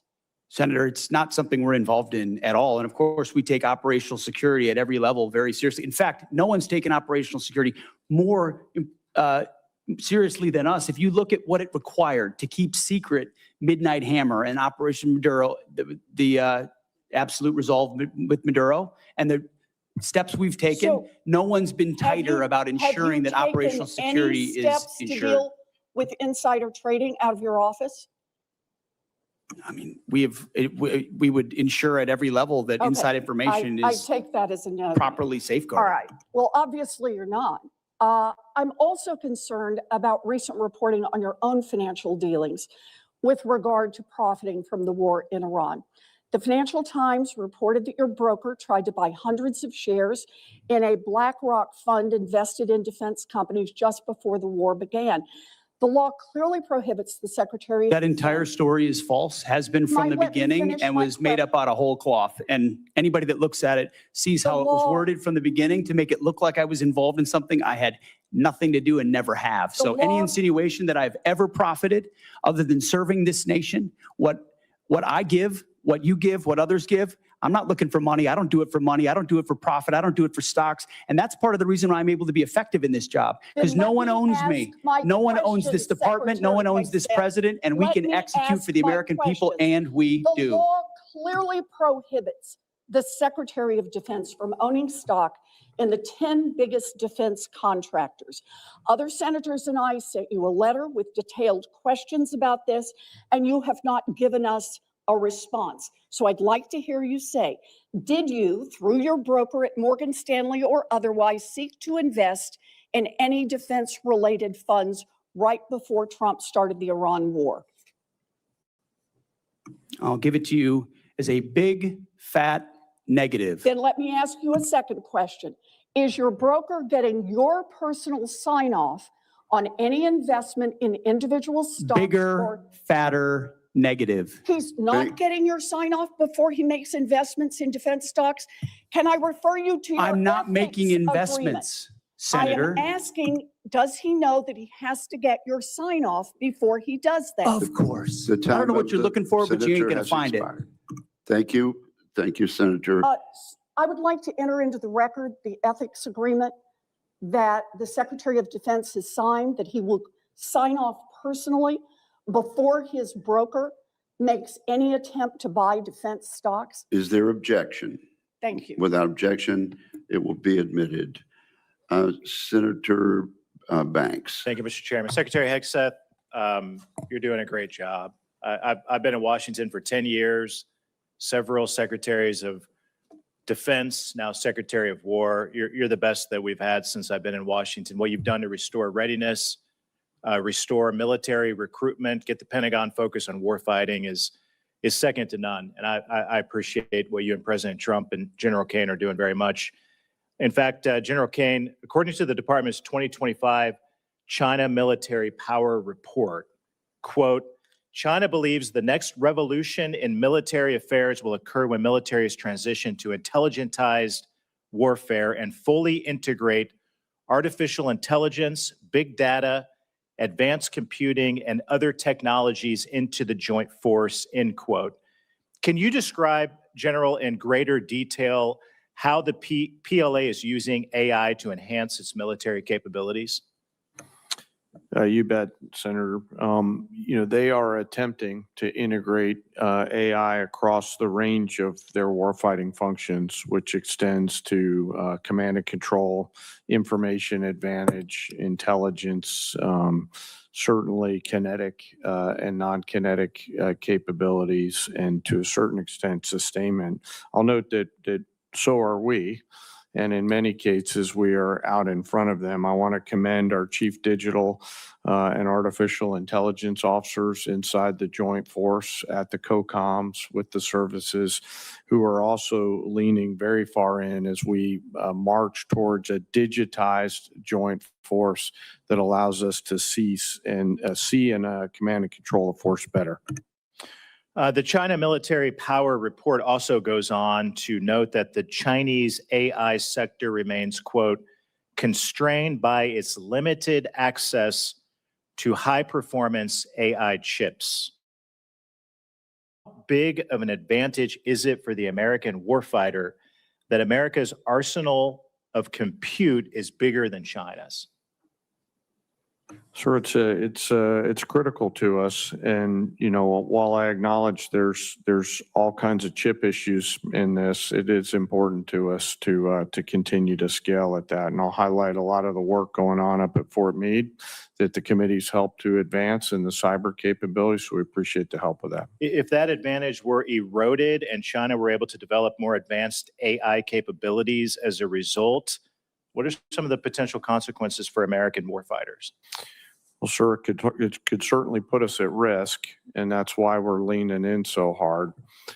There's always a balance between commerce and protection. I acknowledge those are policy matters, I think, is what you're starting to get towards. But on a pure military-only standpoint, we would see some defense in depth eroded from that. Secretary Hegseth, do you agree that enhanced Chinese AI capabilities could put American service members at risk? Senator, we absolutely have to stay ahead. The advantage that AI provides apply to any number of capabilities, whether it's domain awareness, targeting cycles, you name it, AI and leveraging it. And that's why we've made it the forefront. I mean, it's AI first with everything that we do, integrating it at every potential echelon to ensure we can respond faster. If we're better at that than any adversary is, it's going to give us an advantage, and we have to maintain that. I agree. Do you agree that we should do everything in our power to ensure that American service members go into battle with an overwhelming and fear-inducing technological advantage, particularly with AI? Always. Overwhelming is the goal in every scenario.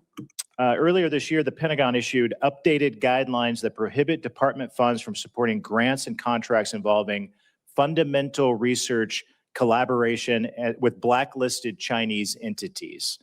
How important are those restrictions to safeguarding our technological leadership?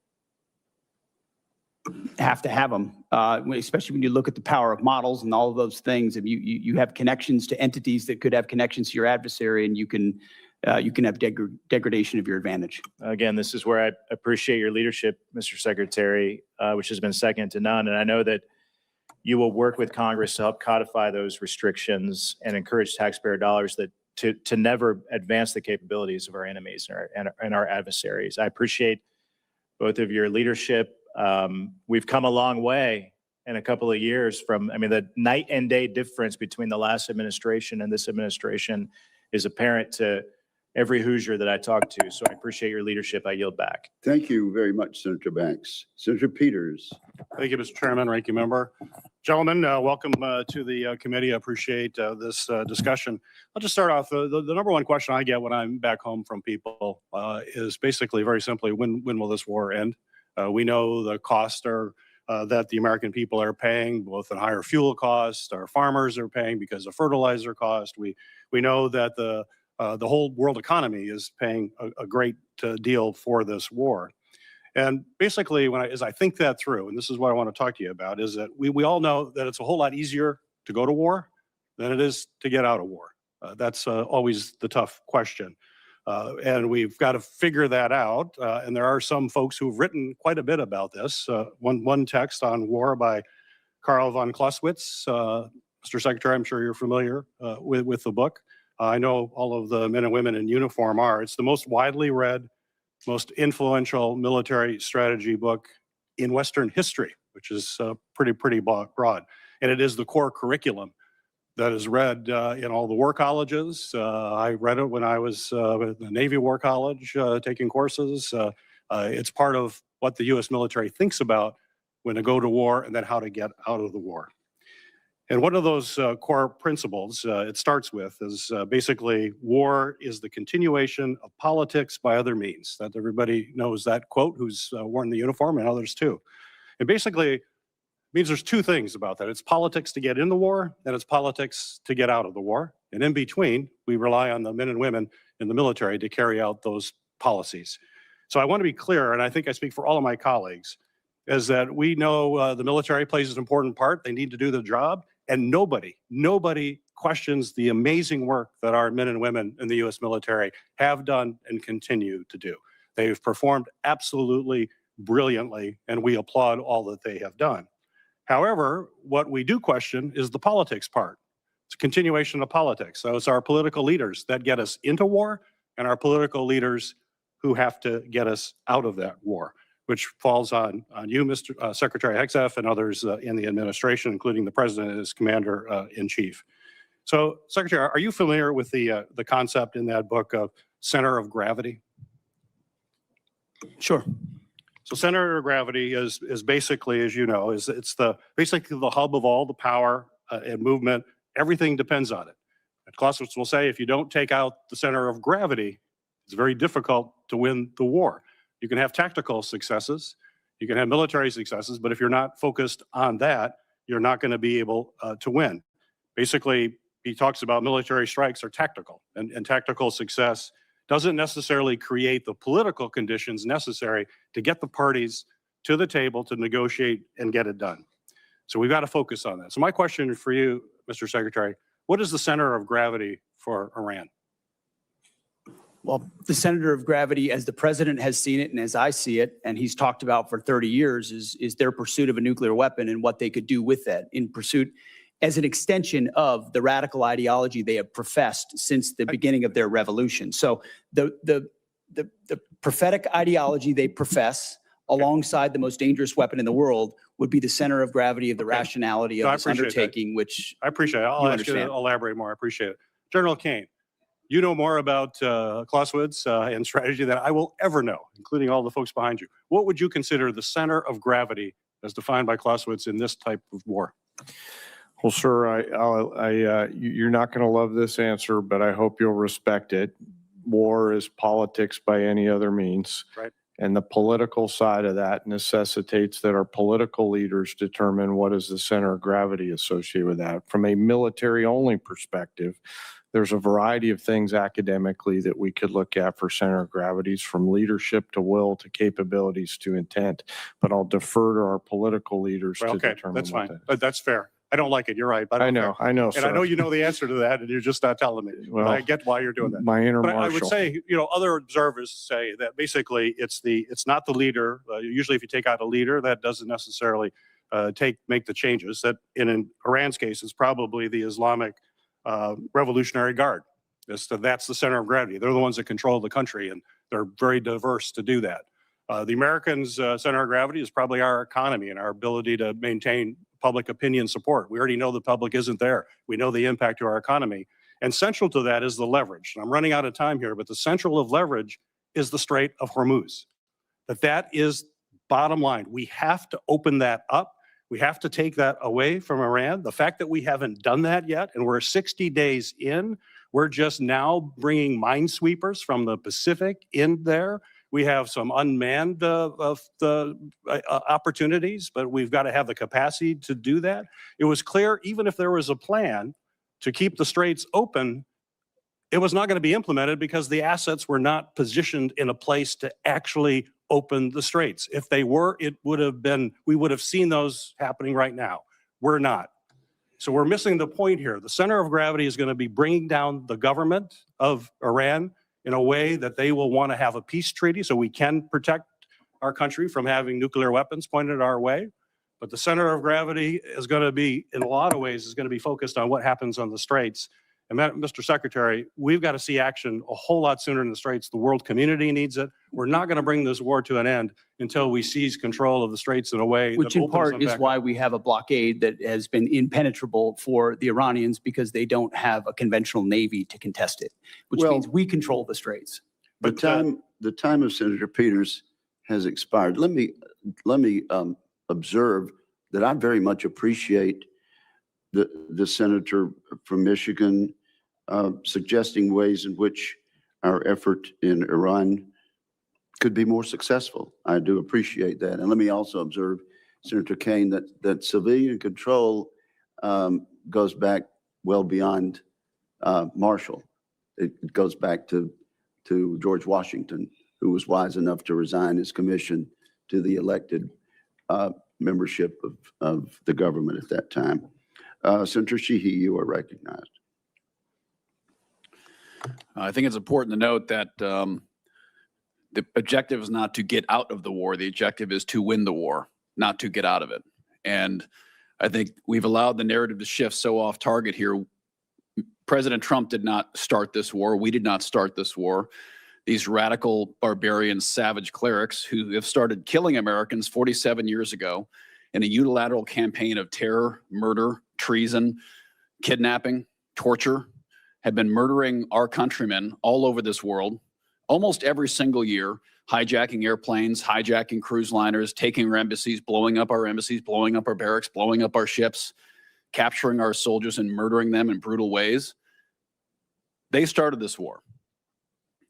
And it would be a lot easier to beat them if we didn't have administrations shoveling hundreds of billions of dollars into their pockets while they're actively fighting our own people, while our own uniformed service members have been fighting this murderous regime. And we have presidents quite literally shipping pallets of cash to pay these terrorists off. It's been a disgrace. It's been an embarrassment to this country for far too long.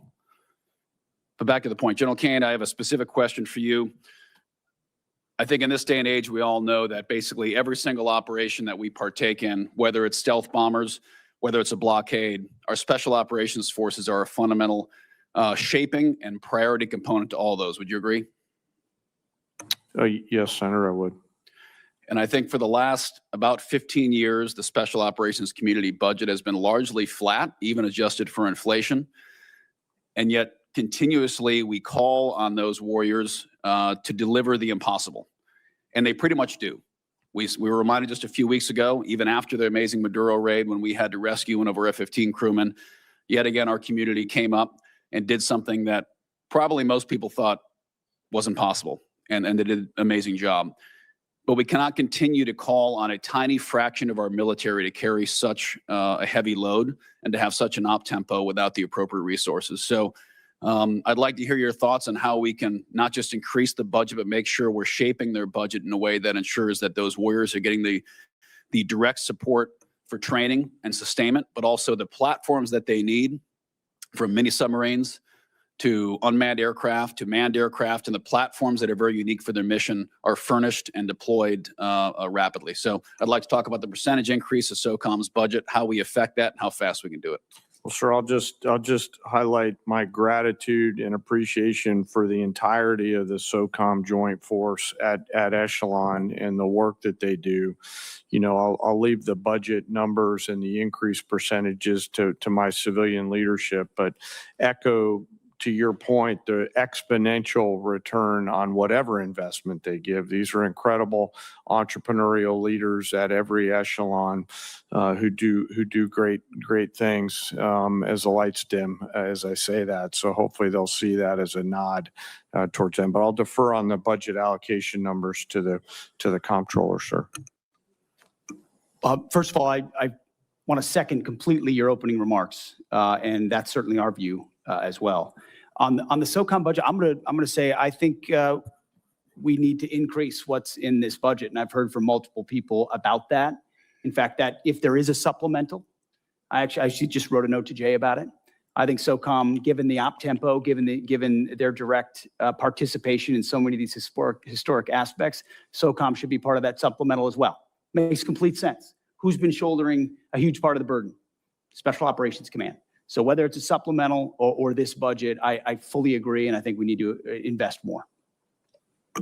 Great. And I'd ask that particular care be given. The era of beards and guns and kicking indoors, as much fun as that was for all of us, it's coming to a close, and we're going to be going back to our roots as specialized commandos, whether it's undersea, Arctic, airborne operations. And as we all became kind of one joint soft force during GWOT, quite frankly, that was an easier problem to resource for, to budget for, and acquire for.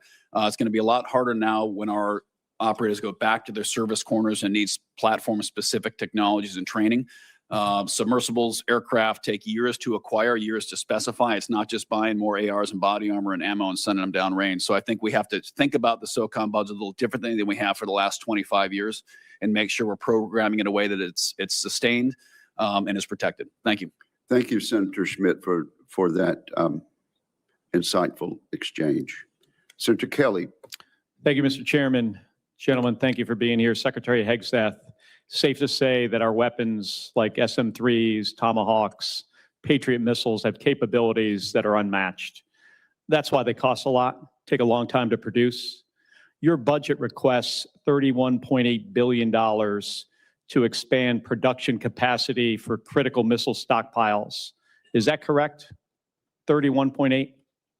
I'm looking at $53 billion for munitions acceleration over 14 critical munitions, of which the ones you listed are a part. Okay, so I believe more 53. than that. Yes, sir. More than 20 billion more. So we've been working together to grow the industrial base because we're all worried about how our stockpiles would hold up in a conflict against China. Since the start of this war, you've made it a point to highlight the number of strikes the U.S. military is carrying out, citing that more than 13,000 targets had been struck as of April 8th. On March 2nd, you said, and this is a quote, "This was a massive, overwhelming attack across all domains of warfare, striking more than 1,000 targets in the first 24 hours. On March 10th, you said, "Yet again, our most intense day of strikes inside of Iran." On April 6th, you said, and this is another quote, "The largest volume of strikes since day one of this operation." Your department has released video after video of things blowing up. None of us doubt the strength of the U.S. military and their ability to do hard things. I understand that better than anybody. The questions we should be asking and answering are, what does this cost us and what does it achieve for the American people? Many of these strikes use our best weapons, and we're using a lot of them and a lot of interceptors. Open source reporting has estimated that the military has used an outrageous number of Patriots. I'm not even going to say the numbers, but a lot of Patriots, a lot of THAAD rounds, JASSM-ER, Tomahawks, very expensive, exquisite. We can't make these munitions overnight, and it's clear from your budget request that you know that. Can you tell us how many years specifically is it going to take to replace these systems? Senator, thank you for the question. I would defer to the comptroller on the amount because I think it's a lot higher than 53. If you look at long-range fires, JASMs, LRASMs, Tomahawks, we're looking at 238 billion. Okay, We're a looking lot. at 40 billion for hypersonic. So I actually think it's closer to 330 billion in munitions. Okay, how many ultimately- years to replenish? That's the question. I think that's exactly the right question too, Senator, because the time frame we were existing under was unacceptable. Okay, well, And what tell this me- budget does, I mean, months and years, What- fast. years? I mean, we're building new plants in real time. So that just to will replace what we have 2x expended, I said months. and then you said years. Both, it depends on the weapon system, but 2 to 3, 4x of what we have today. So Okay. yes, we're dealing with a reality under the previous administration of what they sent to Ukraine and what they allocated Okay, elsewhere. I got it. So And we we're fired rapidly doing it years quickly. worth of munitions. And it is clear that these are being expended to try to achieve some objectives. That was the plan. But, Mr. Secretary, this war is stuck. The Strait of Hormuz is closed. The Iranian regime is in place. The nuclear material still in their hands. Americans are being crushed by higher costs. And it's not clear to them at all what the goal of this war is. So, I've got about a minute, and I want to go to another topic. I saw your hearing yesterday, and I'm going to give you one more chance to address a question here. It's my understanding that the definition of no quarter is that legitimate offers of surrender will be refused, or that detainees will be executed. Is that your understanding of the definition? The only entity that would kill detainees or target civilians is the Iranians, and they're the ones being crushed. So It's the Iranian military and their military capabilities. The question So is, do I you disagree completely understand- with your articulation. No, do you understand the definition that I just read you? Because that's the definition from your department's Law of War manual. Is that your understanding? And I'm gonna just get to the point here. We fight to win and we follow the law, Senator. Okay, so your quote was, "We will keep pushing, keep advancing, no quarter, no mercy for our enemies." And yesterday, you did not clarify whether you stand by this statement. So I'm going to give you another opportunity to clarify if that is what you meant. Do you stand by that statement you made on March 13th? We have untied the hands of our warfighters. We fight to win and we follow the law. Okay, so you're not clarifying. So you stand by that statement. So you're the Secretary of Defense. The things you say matter. And your response here, right now, makes it clear to the American people exactly why you are not right for this It makes it job. clear to our enemies, Senator. Thank you, Mr. Chairman. Thank you. Senator Sheehy has left the room, but it's been whispered to me that I just referred to him in the last exchange as Senator Schmidt. I don't know if he considered that a compliment or an insult, but I do correct that for the record. Senator Slotkin, I think you were next. Thank you. Gentlemen, you're here to ask for $1.5 trillion, 40% more than what we gave you last year, $1 trillion. And I agree with the chairman of this committee that the world has never been more dangerous and complicated. And regardless of whether we disagree on the reasons for getting into this war, I think we can all agree that we want our military to come out of it safely and successfully and as soon as feasible. The military has taken, the administration has taken military action in 10 different places in the world in 15 months, more than any president in U.S. history. I think President Trump has really become a foreign policy president. And many of those operations, were on the news for a couple of days, but then the American public didn't feel them. And I think the difference with this war with Iran is that the American public is feeling it in their pocketbooks. Gas in Michigan is $4.99 today. The cost of fertilizer, of airline tickets, things that are real to people. Secretary Hegseth, the president said that you were most keen on this war. He said that you were the most gung-ho about it. I think despite us all wanting to come out of this successfully, it is hard to miss that we are at the stalemate, that we don't control the Strait of Hormuz because shipping is not getting through. And we can block what they're trying to get through, but nothing is moving and it's costing the American public. And I think that's a fundamentally different moment than the rest of the military action we've taken. Even in like Middle East 101 class, we used to talk about and run war games on the Strait of Hormuz. It's a strategic geography that the Iranians have. And I think it's just concerning to me that we can try and tell the American people that it's going great and we're killing it, but until the Strait of Hormuz is open, I don't think we can credibly say that with any seriousness. I think the question I have for you, though, is future looking, and it's our 2026 elections. The president has been very clear. He said in the State of the Union that essentially if his side doesn't win, then the election was rigged. He said that before the 2020 election.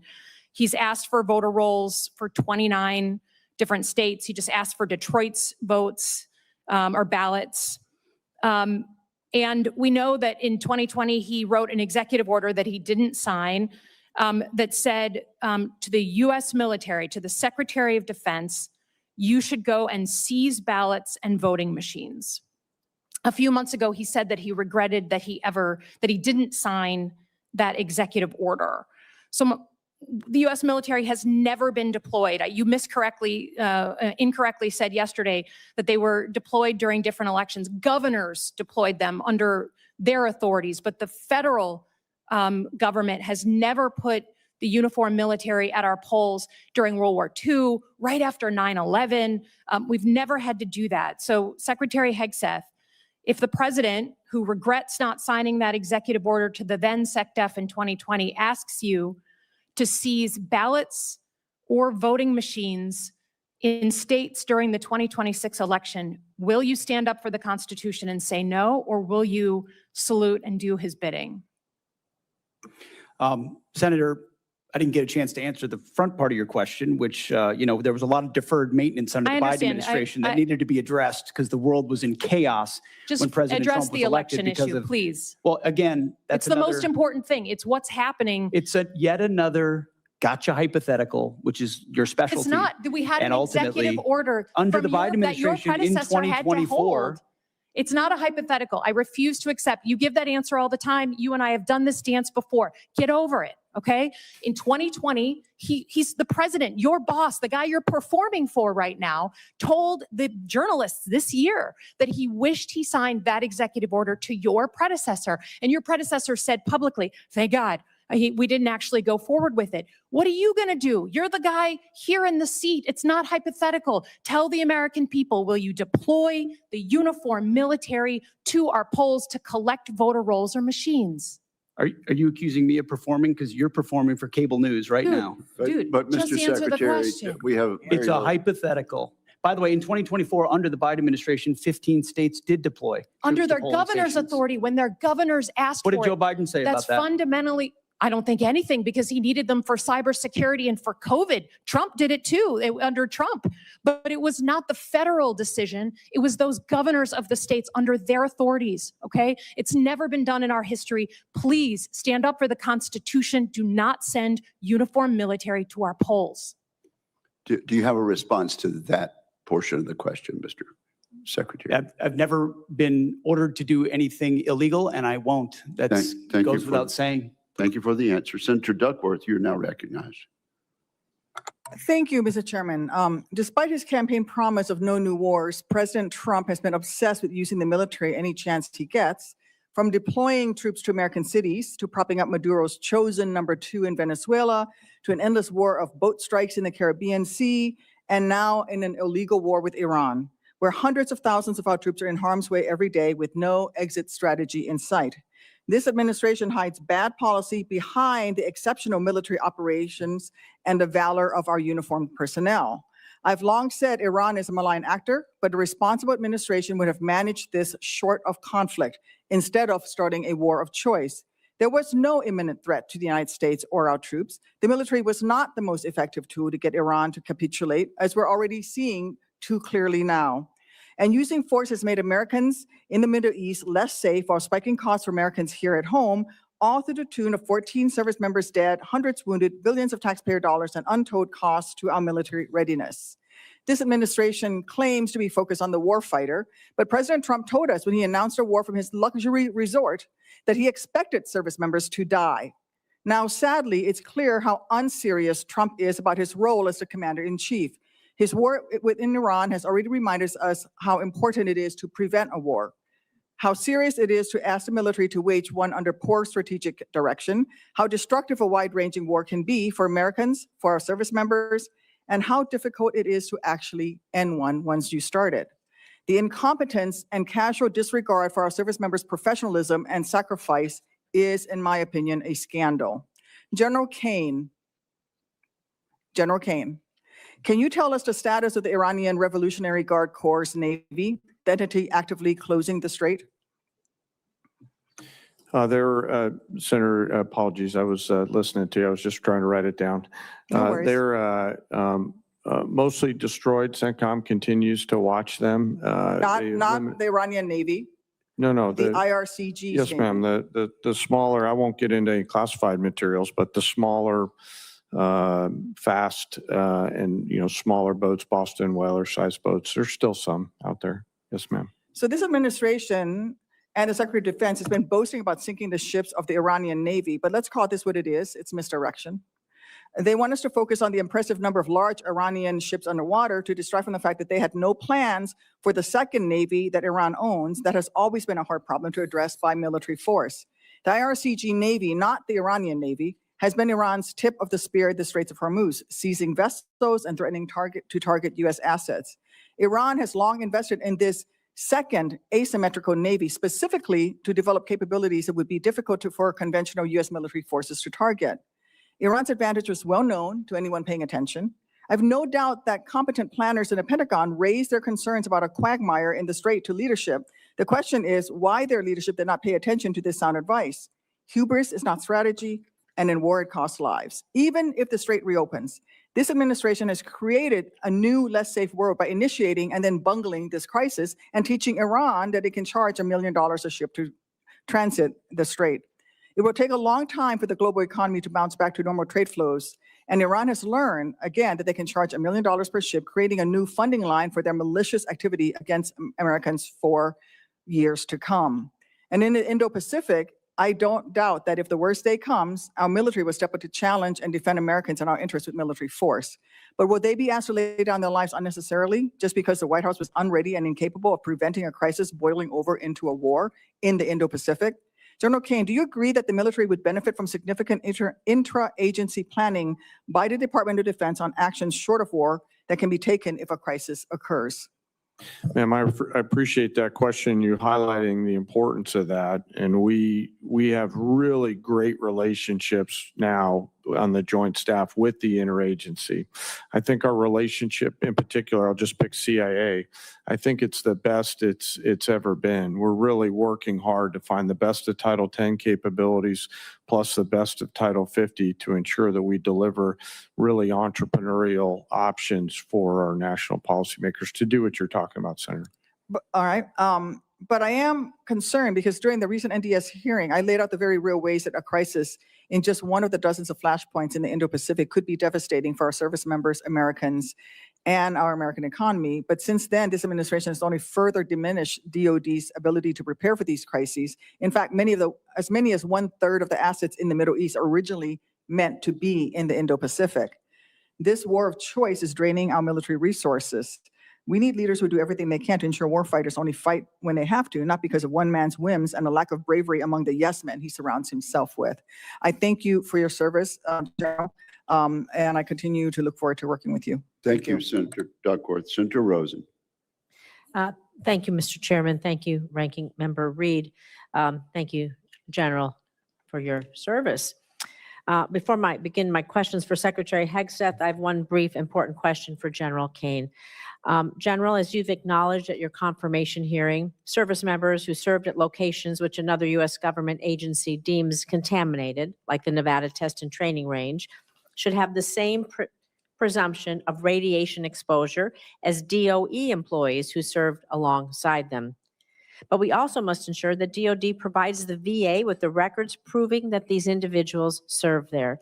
So this is a problem that DOD has the power to solve. I know we've discussed this. So General Kane, will you commit to ensuring parity for DOD personnel who served in locations that the U.S. government has already deemed contaminated, identifying those who served in such locations, and providing documentation of that service to the VA so that they can receive the veterans benefits that they have earned?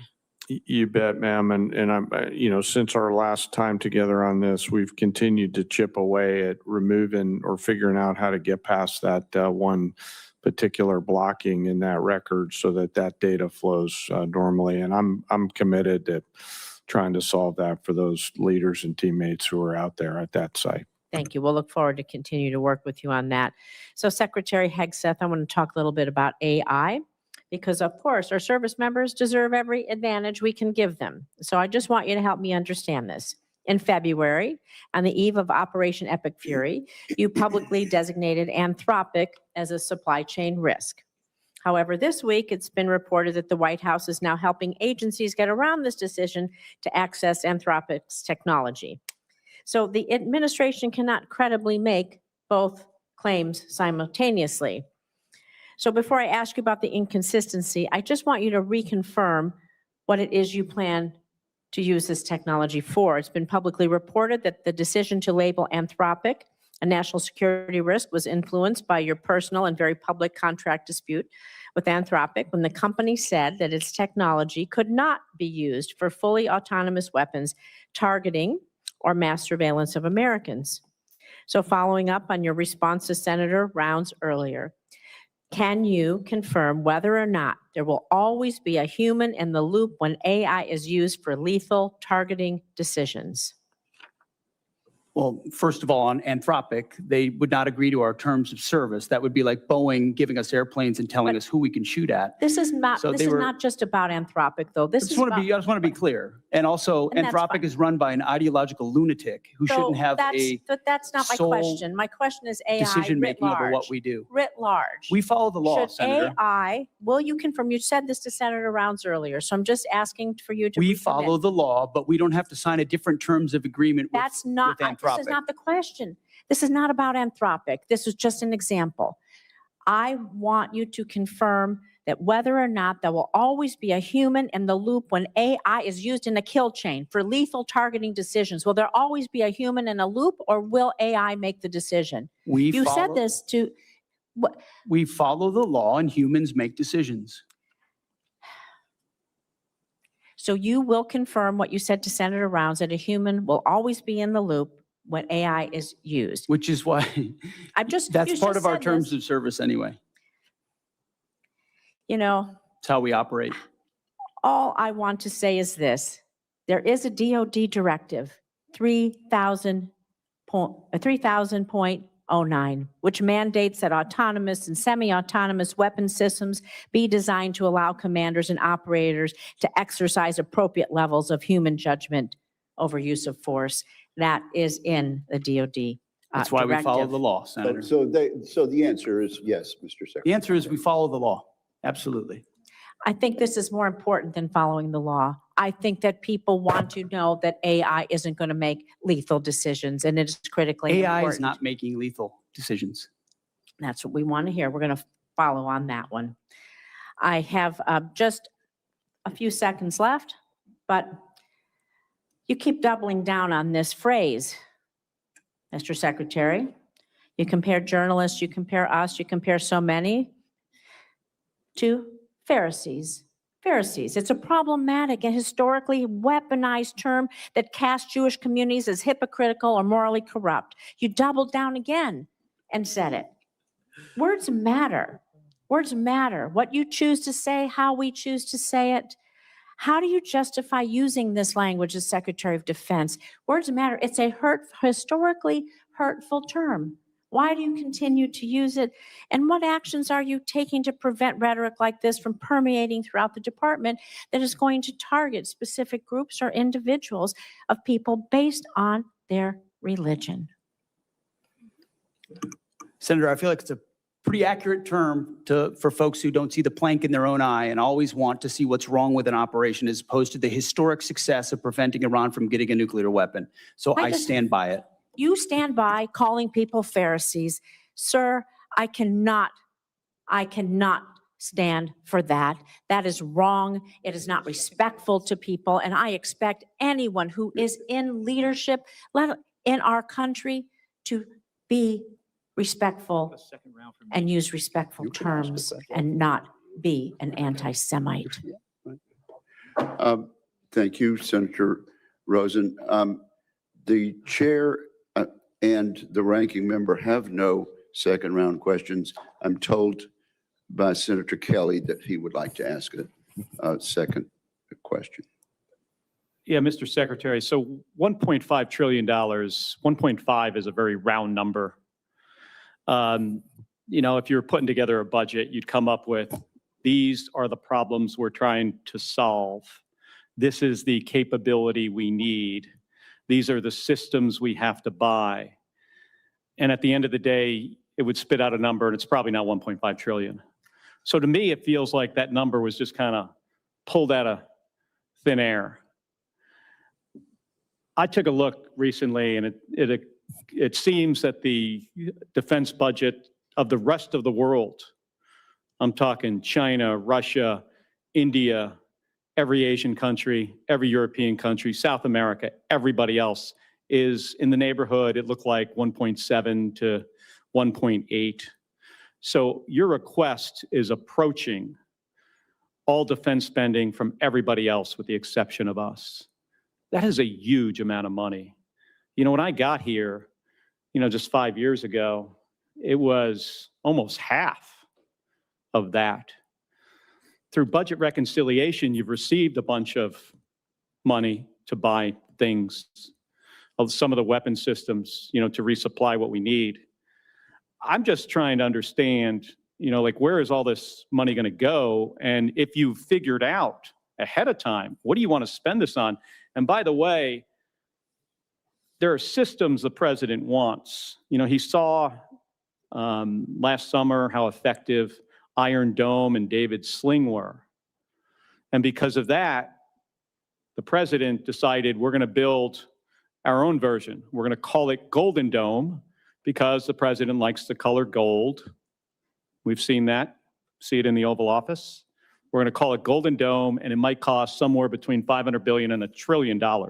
I've heard those estimates. By the way, on that problem, I know a little bit about intercepting stuff in space. It's really hard. And the physics on this favors the offense. There's some things in that program that I think is really important that we do and try to figure it out. But space-based interceptors to hit multiple targets. And by the way, it's important how you size the system. So I'm trying to understand, Mr. Secretary, what kind of detail did you guys, did you work out like a detailed plan, and at the end of the day, it came out, oh, it just happens to come out to be $1.5 trillion? Senator, the exact amount is actually $1.535 trillion, and it was a product of a highly rigorous process throughout our department, from COCOM commanders to the services, with our comptroller, with our deputy secretary, with the chairman and myself, to ensure the budget reflects the realities of the world we live in and the capabilities we're going to need. And that's why there's $65 billion for shipbuilding, $120 billion for the defense industrial base, $331 billion for munitions, $44 billion for quality of life, $71 billion on our nuclear DIB. You name it, we're investing in it. And the biggest reason for it is the underinvestment of the Biden administration. I mean, what they spent on defense, the continuing resolutions and others, undercut the buildup that President Trump had created. So yes, we're doing a lot of deferred maintenance here around the world and in our department. And this budget reflects it. And it's a commitment, a generational commitment to the security of the American people. And if the rest of the world won't spend on their defense, that's their fault. The American Department of War will invest properly to defend the I have American always people, and been, that's what this I've budget always been stands for. supportive of defense spending in my entire time here. And after 25 years in the Navy, I want to make sure our folks have what they need. I think you should go back and take a look and see if there are places where we are making investments that we actually don't need. There are some systems out there. I mean, we're constantly looking and trying to balance, do we want, F-47, which I've been supportive of, B-21, also supportive.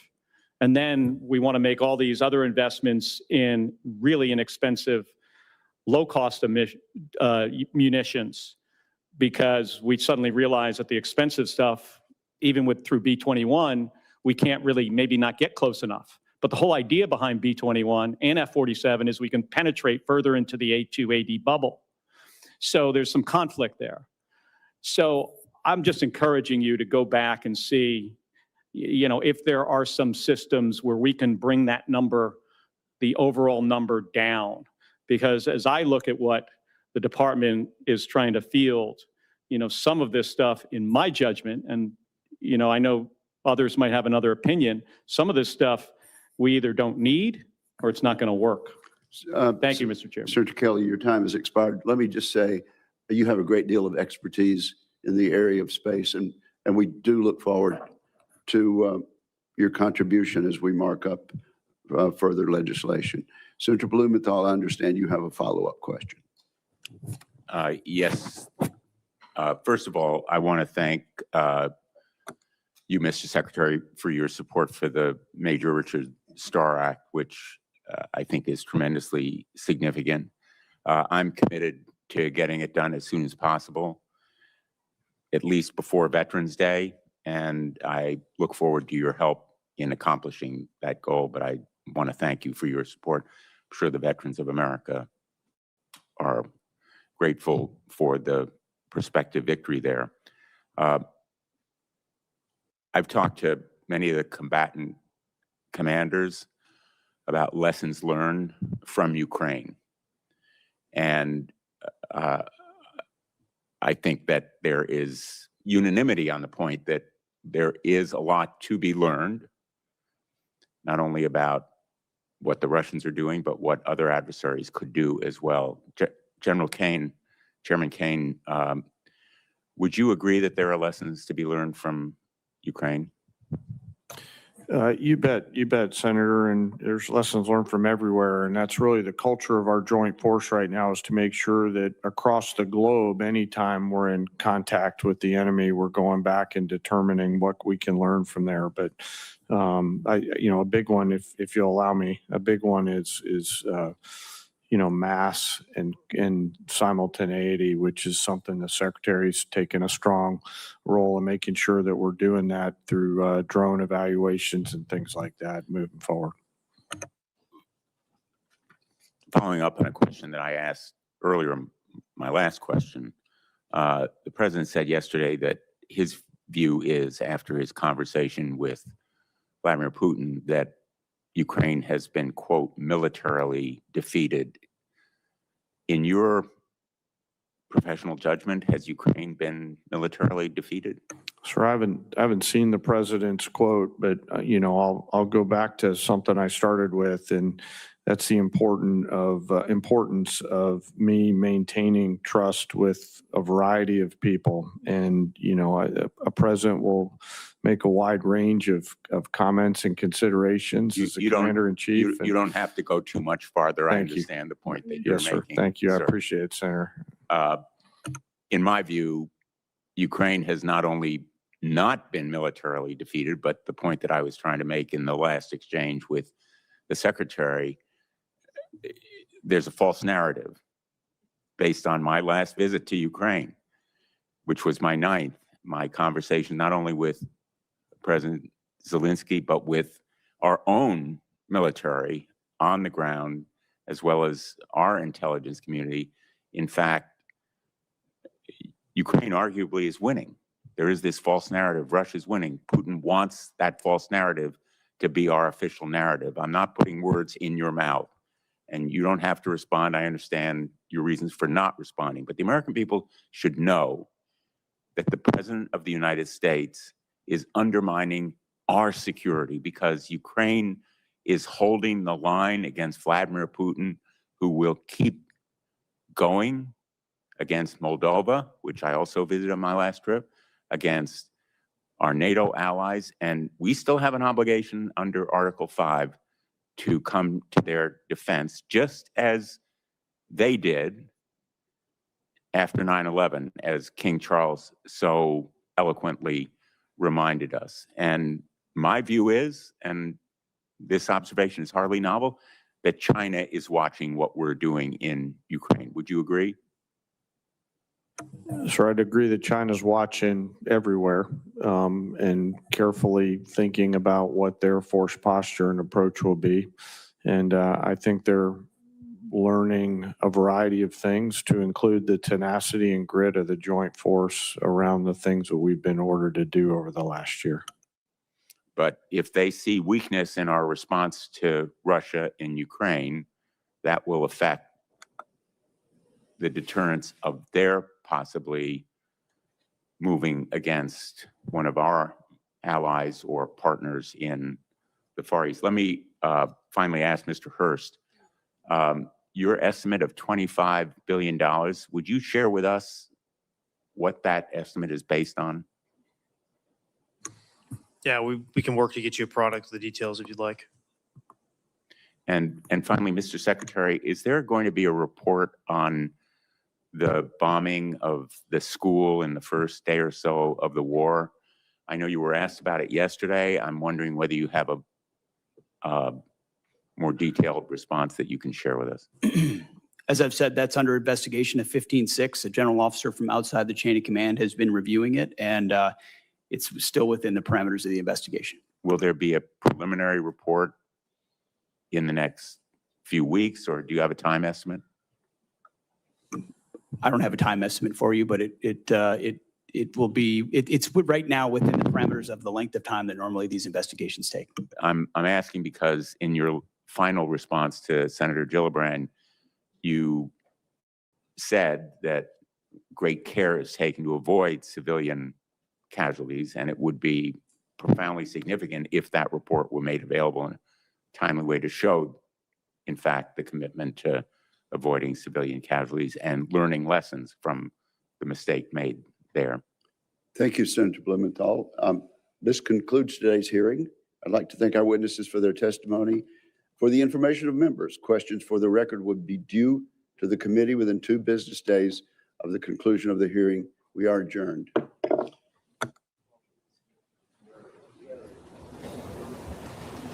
Remember, the American people don't want this war in Iran.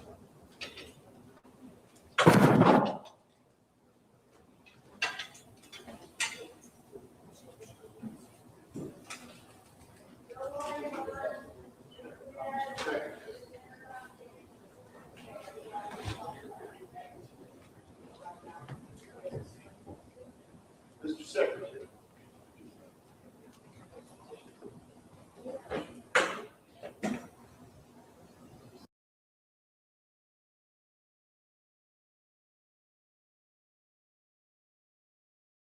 Hey guys, thank you guys for hanging out with me. That was a lot. Are we still friends? Hey Doc, that was a lot, you guys. I will see y'all later. Thank you guys for hanging out with me. Thank you guys for your gifts and your cash apps. And you guys, I'm praying for the country and I'm praying for you guys. All right, see y'all later. Bye-bye.